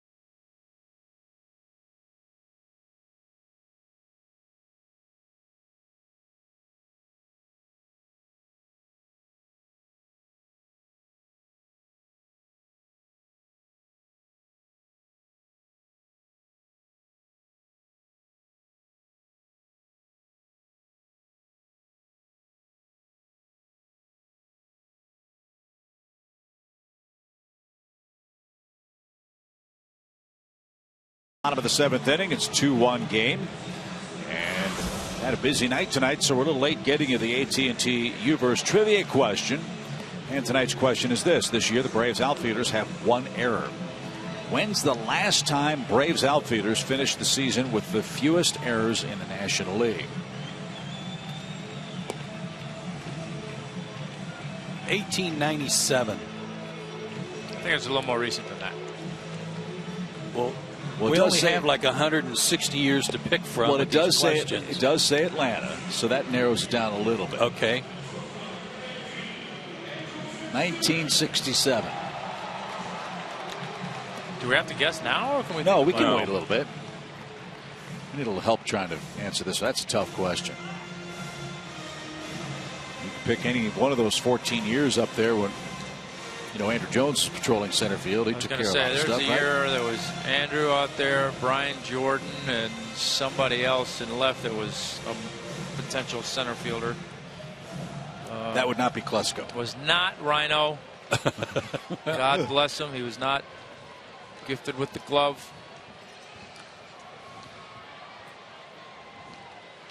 So Andrelton Simmons leads off the 7th. He doubled and scored the first run for the Braves. That erased a 1-0 lead that Tampa Bay had after their first at bat tonight.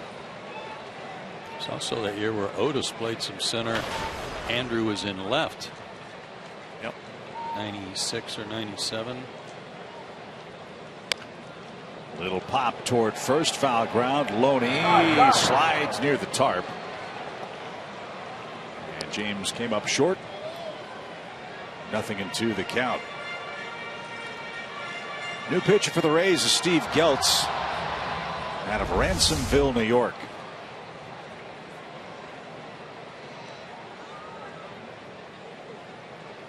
Both Loney and Longoria tonight have gone hard after foul balls they couldn't get to. They only missed the target by 3 feet. He wanted it upstairs, out of the zone, and it was down at the knees. Geltz, low 90s fastball, slider, and a change. Popped up.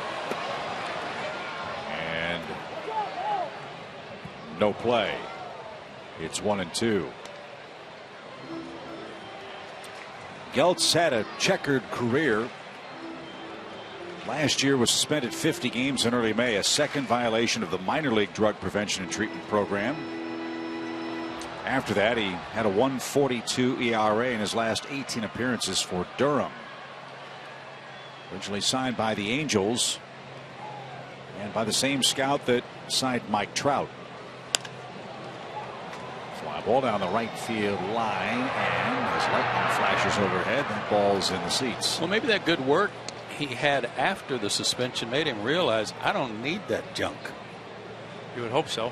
Yeah, you'd have thought so after the first one. Geltz was an undrafted player out of the University of Buffalo and was discovered pitching for the Torrington, Connecticut Twisters, a college wooden bat league, while he pitched against Team USA. And here he is, part of one of the game's best bullpens. Fly ball deep center. Kiermaier on the run, turned the wrong way, but got there and made the play shy of the track for out number 1.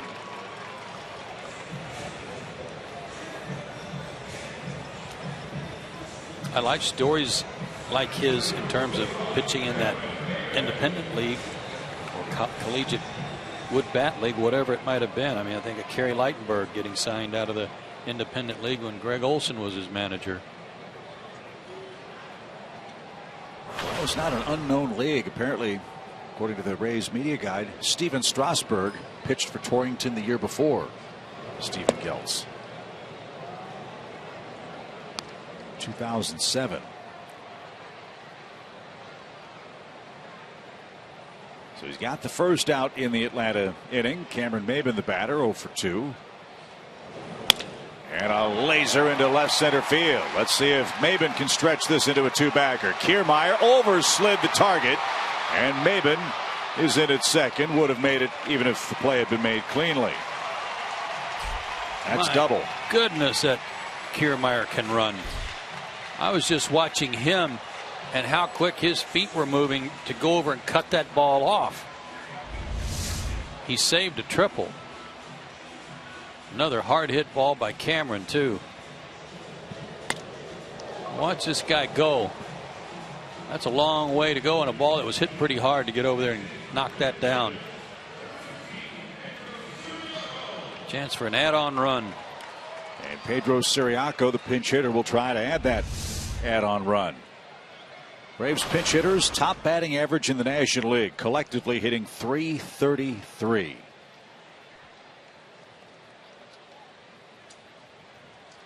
And Pedro's done good work in a pinch too.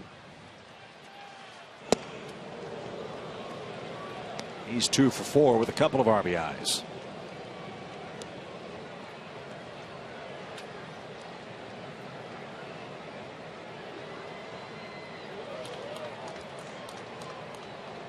The rain's all but stopped. Just past 9 o'clock in Atlanta. Game 2 with the Rays. Braves are hoping to rally for a split. And a strike outside corner.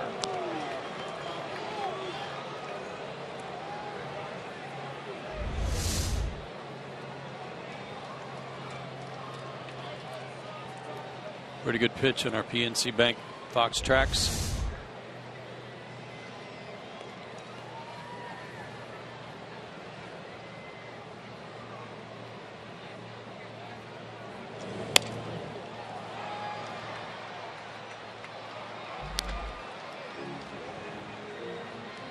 That was a pretty interesting thing that Hobby was telling us about Bethancourt, because I'm watching Wilson here behind the plate. He's a great big dude.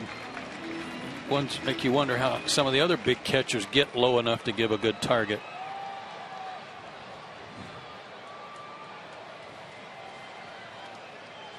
No balls, 2 strikes.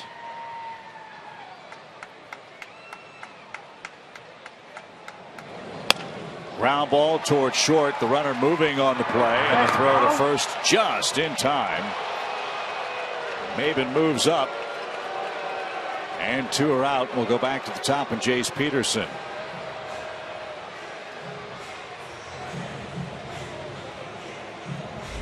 Good hustle by Pedro. Leaning through and past the bag. Good hustle. Almost beat it out.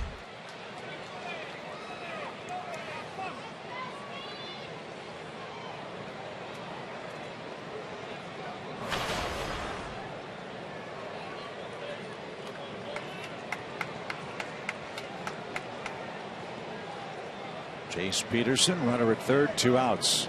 And foul back our way. You mentioned Bobby Wilson, the catcher, 6 feet tall, 220 pounds, out of Seminole High School. High school teammate of former Brave Casey Kochman. In fact, Casey's dad, Tom Kochman, signed Wilson to his first professional contract.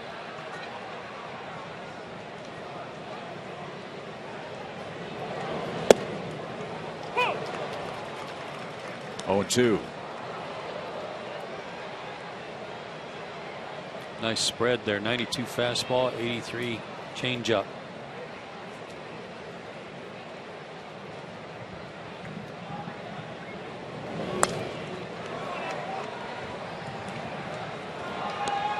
Thunder rumbling in the distance.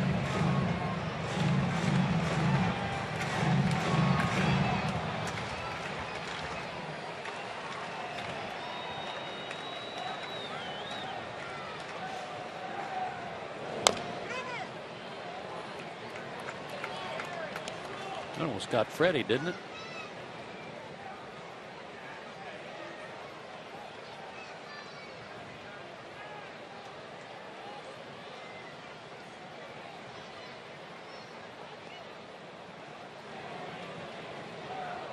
Maben at third, the pitch, and Peterson was able to check his swing.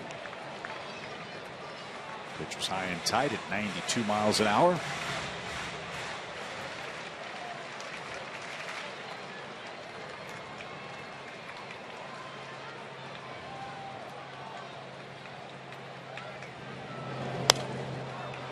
Boy, Jason's done a good job of extending at bats in this game. Yeah, he's had a couple nice at bats. Third inning, 10-11 pitch sequence that earned the first walk in 5 starts versus Jake Odorizzi. This is an extended at bat here. 1 ball, 2 strikes. And it's now even at 2-2.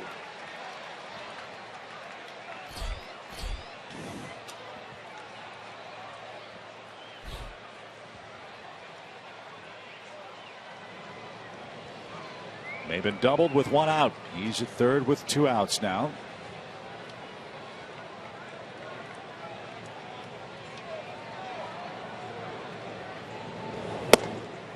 Full count.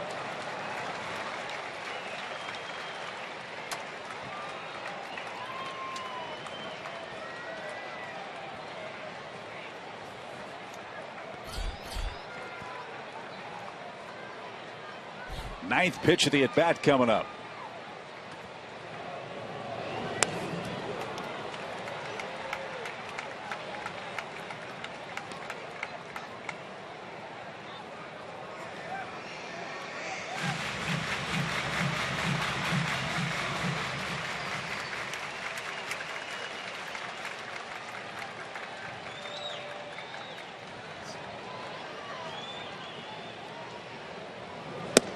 ball 4. Boy, oh boy, Jace Peterson's had some big league at bats.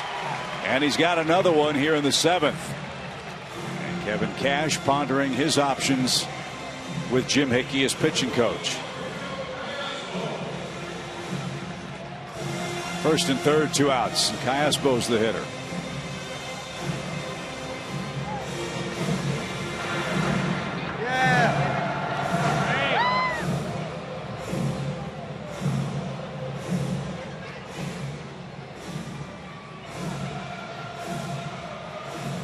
Tampa Bay's got a late night ahead. They fly home. They've got a 4-game series starting with the Oakland A's tomorrow at Tropicana Field. Oakland got beat by the Astros today. Oakland's a tremendous disappointment this year. The Braves have the Brewers coming to town. 4-game set starts here at Turner Field tomorrow night as well. And thanks to the Braves Steal of the Week, you can get $15 off any Terrace Reserve seat when the Pirates play in Atlanta Friday, June 5th through Sunday, June 7th. That's a savings of up to 40% off the regular price. Go to Braves.com/steal. Reserve your seats now. And remember, you've got to buy those seats tonight.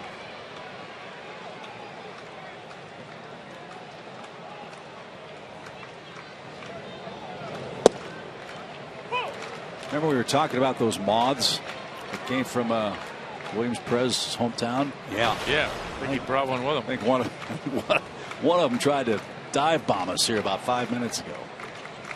That's the biggest, ugliest bug I've ever seen.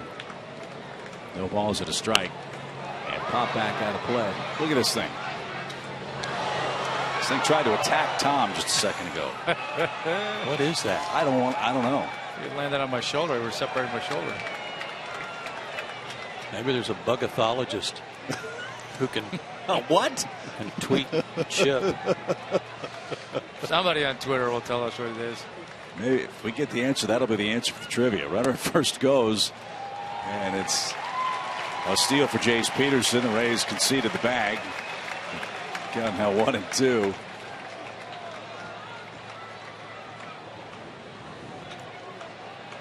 Just need a little nifty Alberto serve right here. He knocked in a run tonight, but it's not to be. Strikes out. The Braves strand a pair in the 7th inning. That'll bug you. 2-1 Atlanta. We go to the 8th.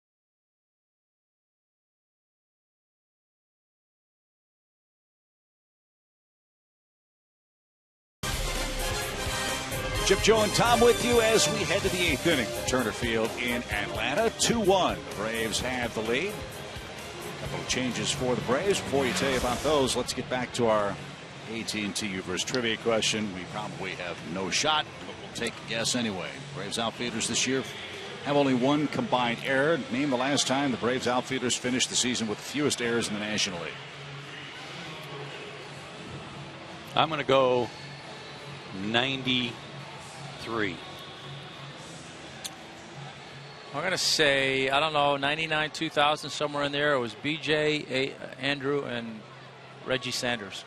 I'll say 2006 when Jeff Rancour was here for a full year. Let's see if either one of us had the lucky guess tonight. As Jim Johnson goes to work and gets ahead of Evan Longoria. Strike one.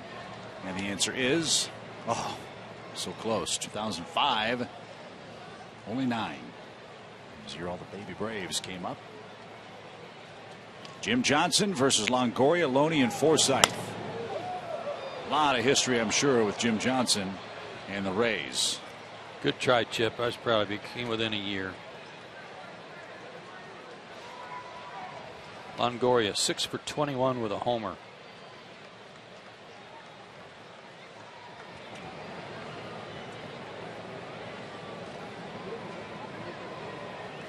Nothing in 2. Longoria pops one down the right field line. Markakis near the stands and won't have a play. We're told that 05 team had Jeff Rancour, Brian Jordan, Andrew Jones in center. That's a good threesome. I had 2 of the 3 right. Yeah. No. Pedro Siriaco in at third base guards the line. And Longoria taps one foul.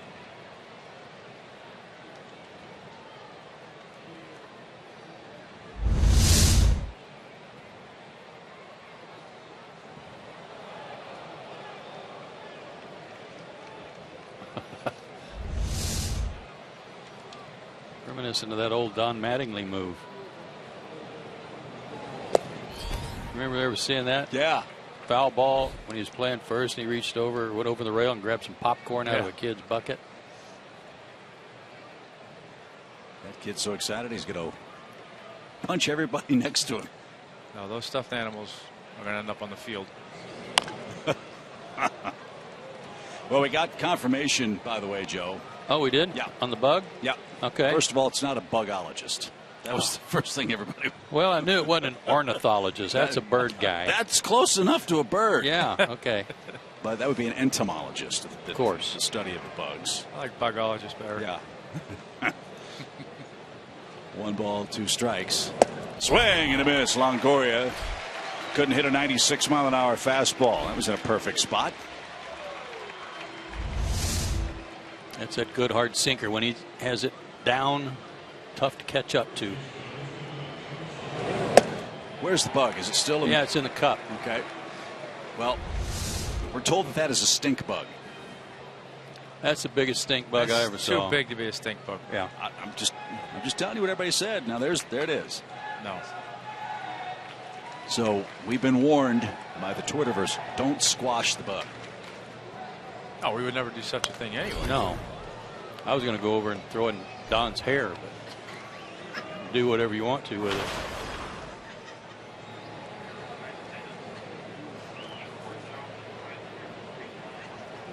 it. Tonight's attendance 24,549 and 1 gigantic bug.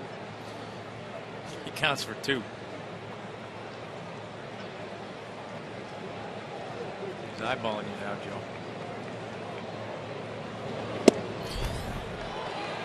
Can you give a stink bug the stink eye if he comes out of the cub? Oh, you get more than that. be a whole lot of it going on around here.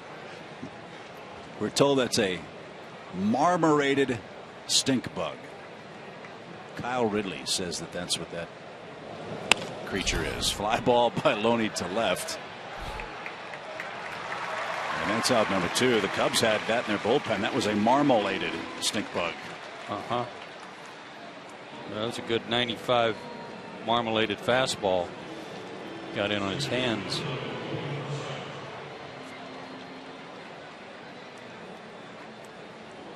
So Johnson's got the first 2 outs in the 8th. And Logan Forsythe is the batter.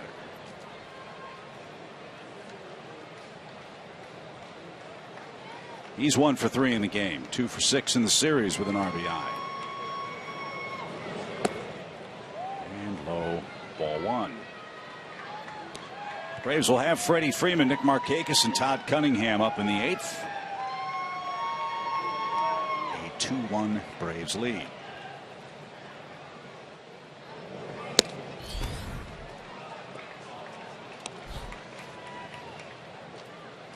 Washington leads the Yankees now 3-2 in the top of the 8th inning.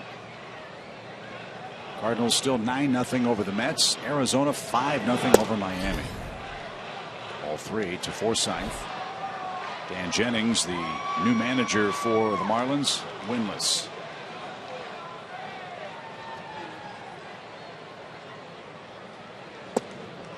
There's a strike. All of a sudden, Marlins having trouble scoring runs again.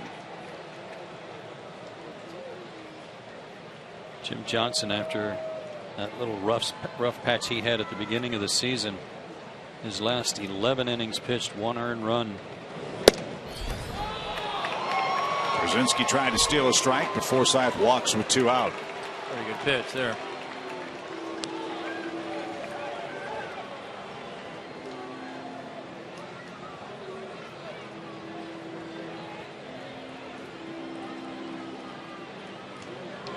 So the tying run aboard for the Rays in the 8th. And David DeJesus, the batter. David's 1 for 3.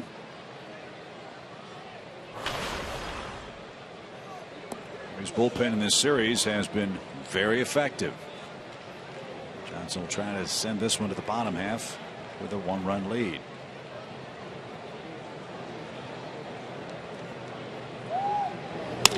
Ground ball to second. Peterson slips, gets to his feet, and makes a good play. Jim Johnson works a scoreless 8th. Heart of the order up for Atlanta, looking for late insurance.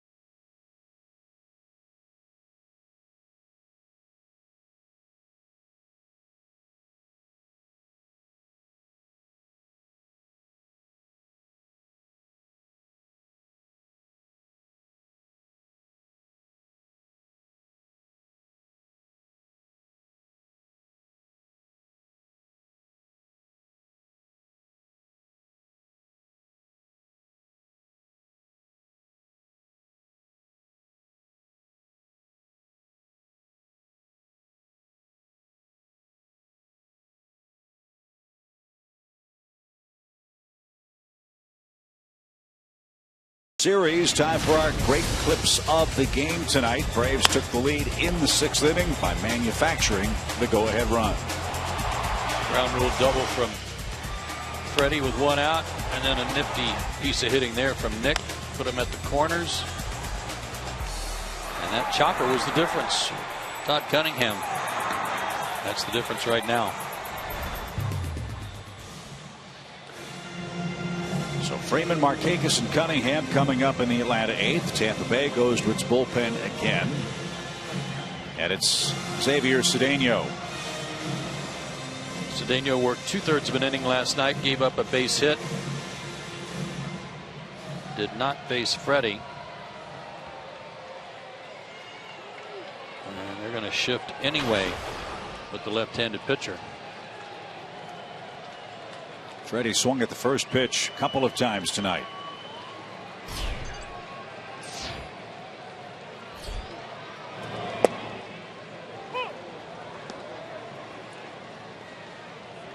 No balls and a strike.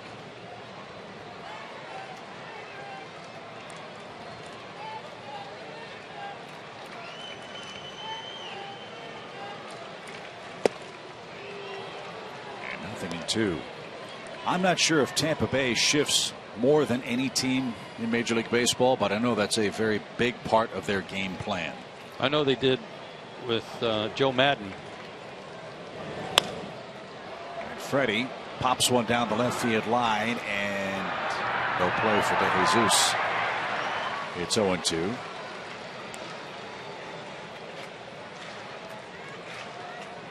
That shifting's great if your pitcher hits the spot. If he doesn't, you got big problems. Yeah, you gotta have a pitching staff that can execute, get him to hit it into the shift.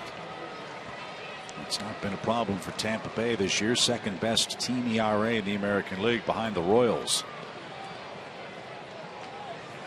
0-2. 1 ball, 2 strikes. Did you have many shifts, Tommy? Was that something? I don't remember the Braves doing a lot of that in your time here. The only guy I can really remember was Bonds, but sure, there's maybe a couple of others, but not a lot. 1-2 count. And Freeman's down on strikes. Cedeno gets the Braves first baseman for out number 1. Second time Freddie has struck out. Well, it's obviously worked for Tampa Bay. Those guys have awfully fresh legs on the infield. The Rays defense are Home Depot tools from the dugout tonight.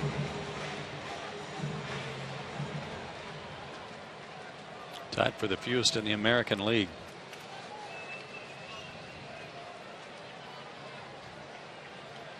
Not surprisingly, they're tied for first. The team that has the most errors in the AL is Oakland. They're in last. And lost again today. Houston beat them at home 6-1. Braves face Oakland tomorrow night at home. The Braves have Milwaukee in town. Julio Teheran and Matt Garza square off in game 1 tomorrow night. Good matchup. Rays are tied with Detroit. Right at the shortstop, Cabrera. And that's part of it too. Even if you don't shift, if you have your defender in the right spot and you hit your spot as a pitcher, the ball's going to go right where your defender is, and it makes their life a lot easier. Yep. Yeah, you don't want a routine ground ball finding a hole somewhere. So Todd Cunningham will turn around and hit right-handed. He's 0 for 3. However, his ground out pushed across the go-ahead run.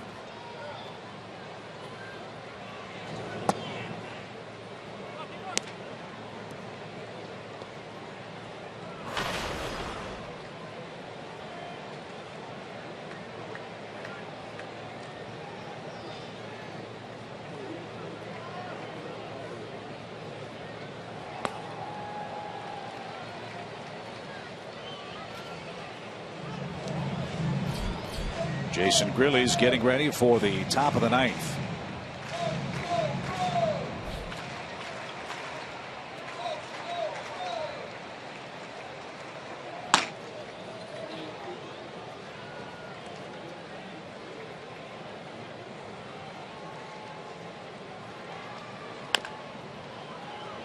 Past Bo Porter in foul ground, 1-2. Speaking of Milwaukee, Joe mentioned Detroit too. Those two teams are squaring off. That's a 2-2 game. Milwaukee's played the Tigers tough. Milwaukee's trying to sweep them. Last time they swept the Tigers, the Brewers were an American League team. That game's late. Braves wouldn't mind seeing them play 14 or 15 innings with their long flight from Motown to Atlanta tonight.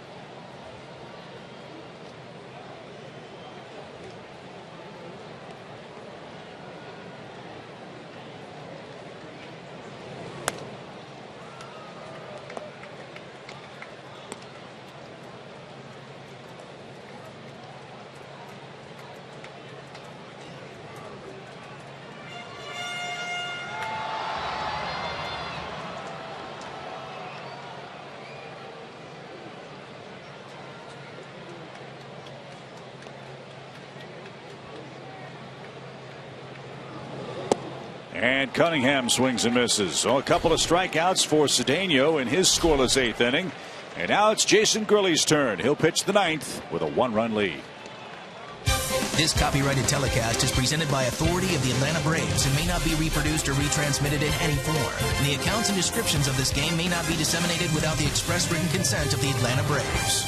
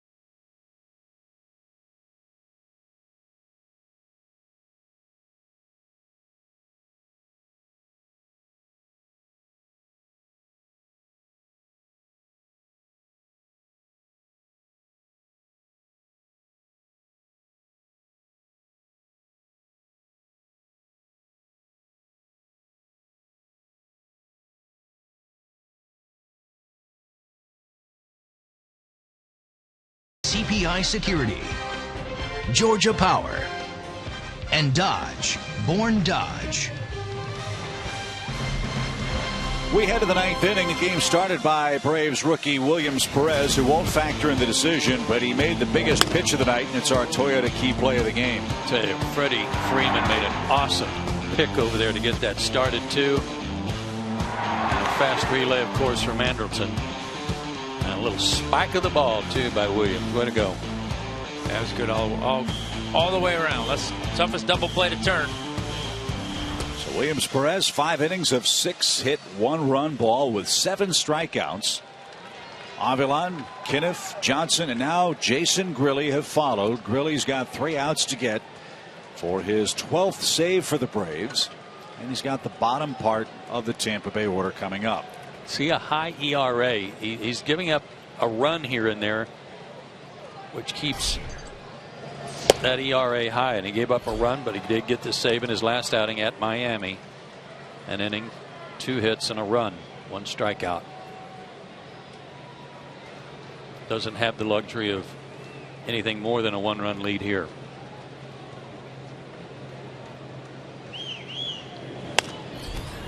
Fly ball foul to the left, 1 ball, 1 strike.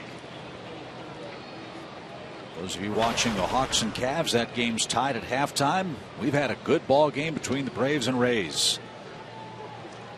2-1 Atlanta. The Braves try to earn their 19th win.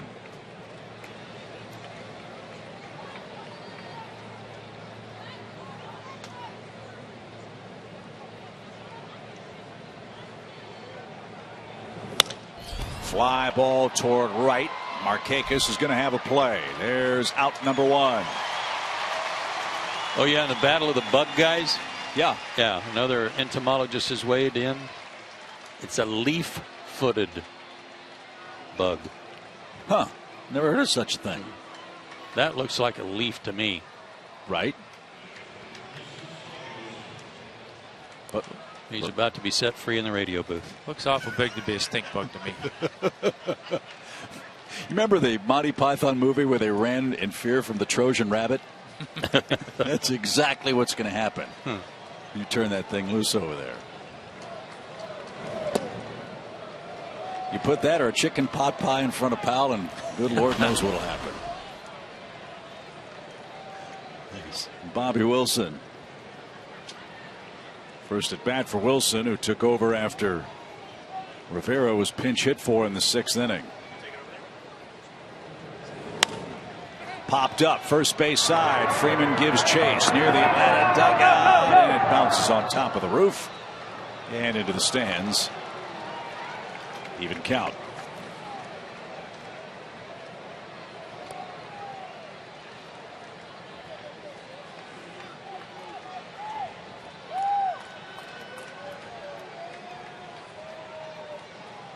We're all like little kids when somebody puts a frog in the girls' book bag at school, looking around the corner to see what happens next door. One ball, one strike. And off the plate. It's 2-1.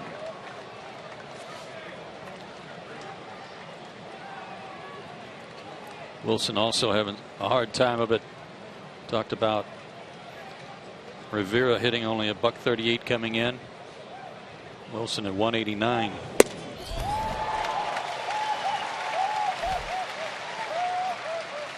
.95-mile-an-hour fastball.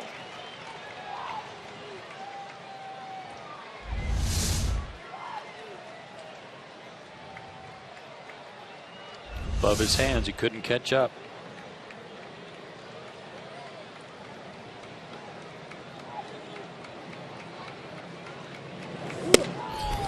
Too high. Full count.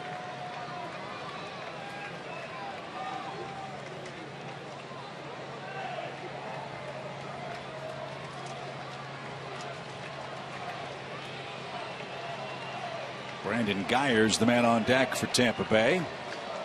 3-2 pitch. Struck him out. 95 above the hands again.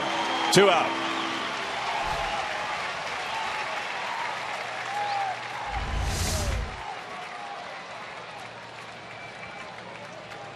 I mean, that popped the leather. You could even see AJ's glove. The ball almost took the glove to the backstop. Looks so good up there, but just so hard to catch up to it. So the Braves an out away from evening the series. This is Brandon Guyer, a .265 hitter. He's got a couple of homers. He's 4 for 12 this year. He's got a pitch at homer. He's down a strike. After all that heat, really snaps off a breaking ball.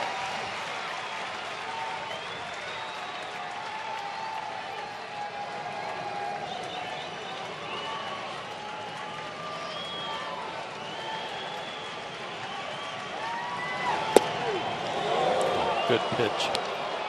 How's he lay off that?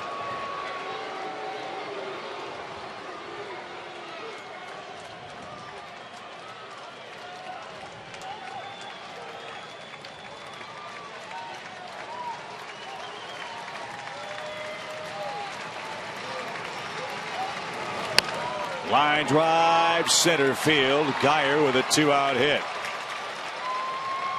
So he keeps up his good work off the bench.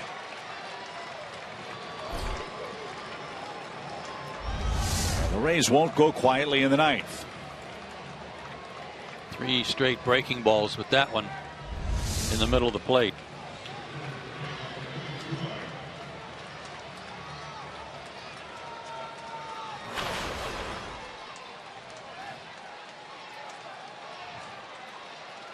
Here's Kiermaier. A 5th inning hit.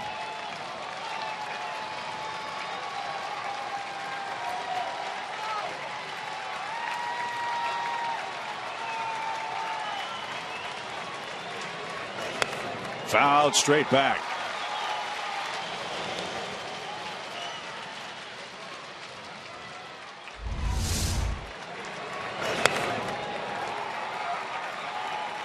We've seen him go out away and snap hook an off-speed pitch. We've seen him take a ball from Perez that was a fastball off the plate and hit it down the third base line. I don't know that I'd pitch him middle away. I'd try to keep it in on him.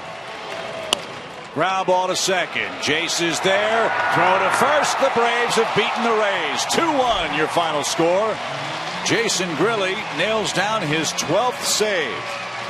And the Braves knock off Jake Odorizzi, victimized once again by virtually 0-run support tonight. Braves even up the series with the Rays. 2-1 your final. Good ball game in Atlanta, and we'll recap it for you after this.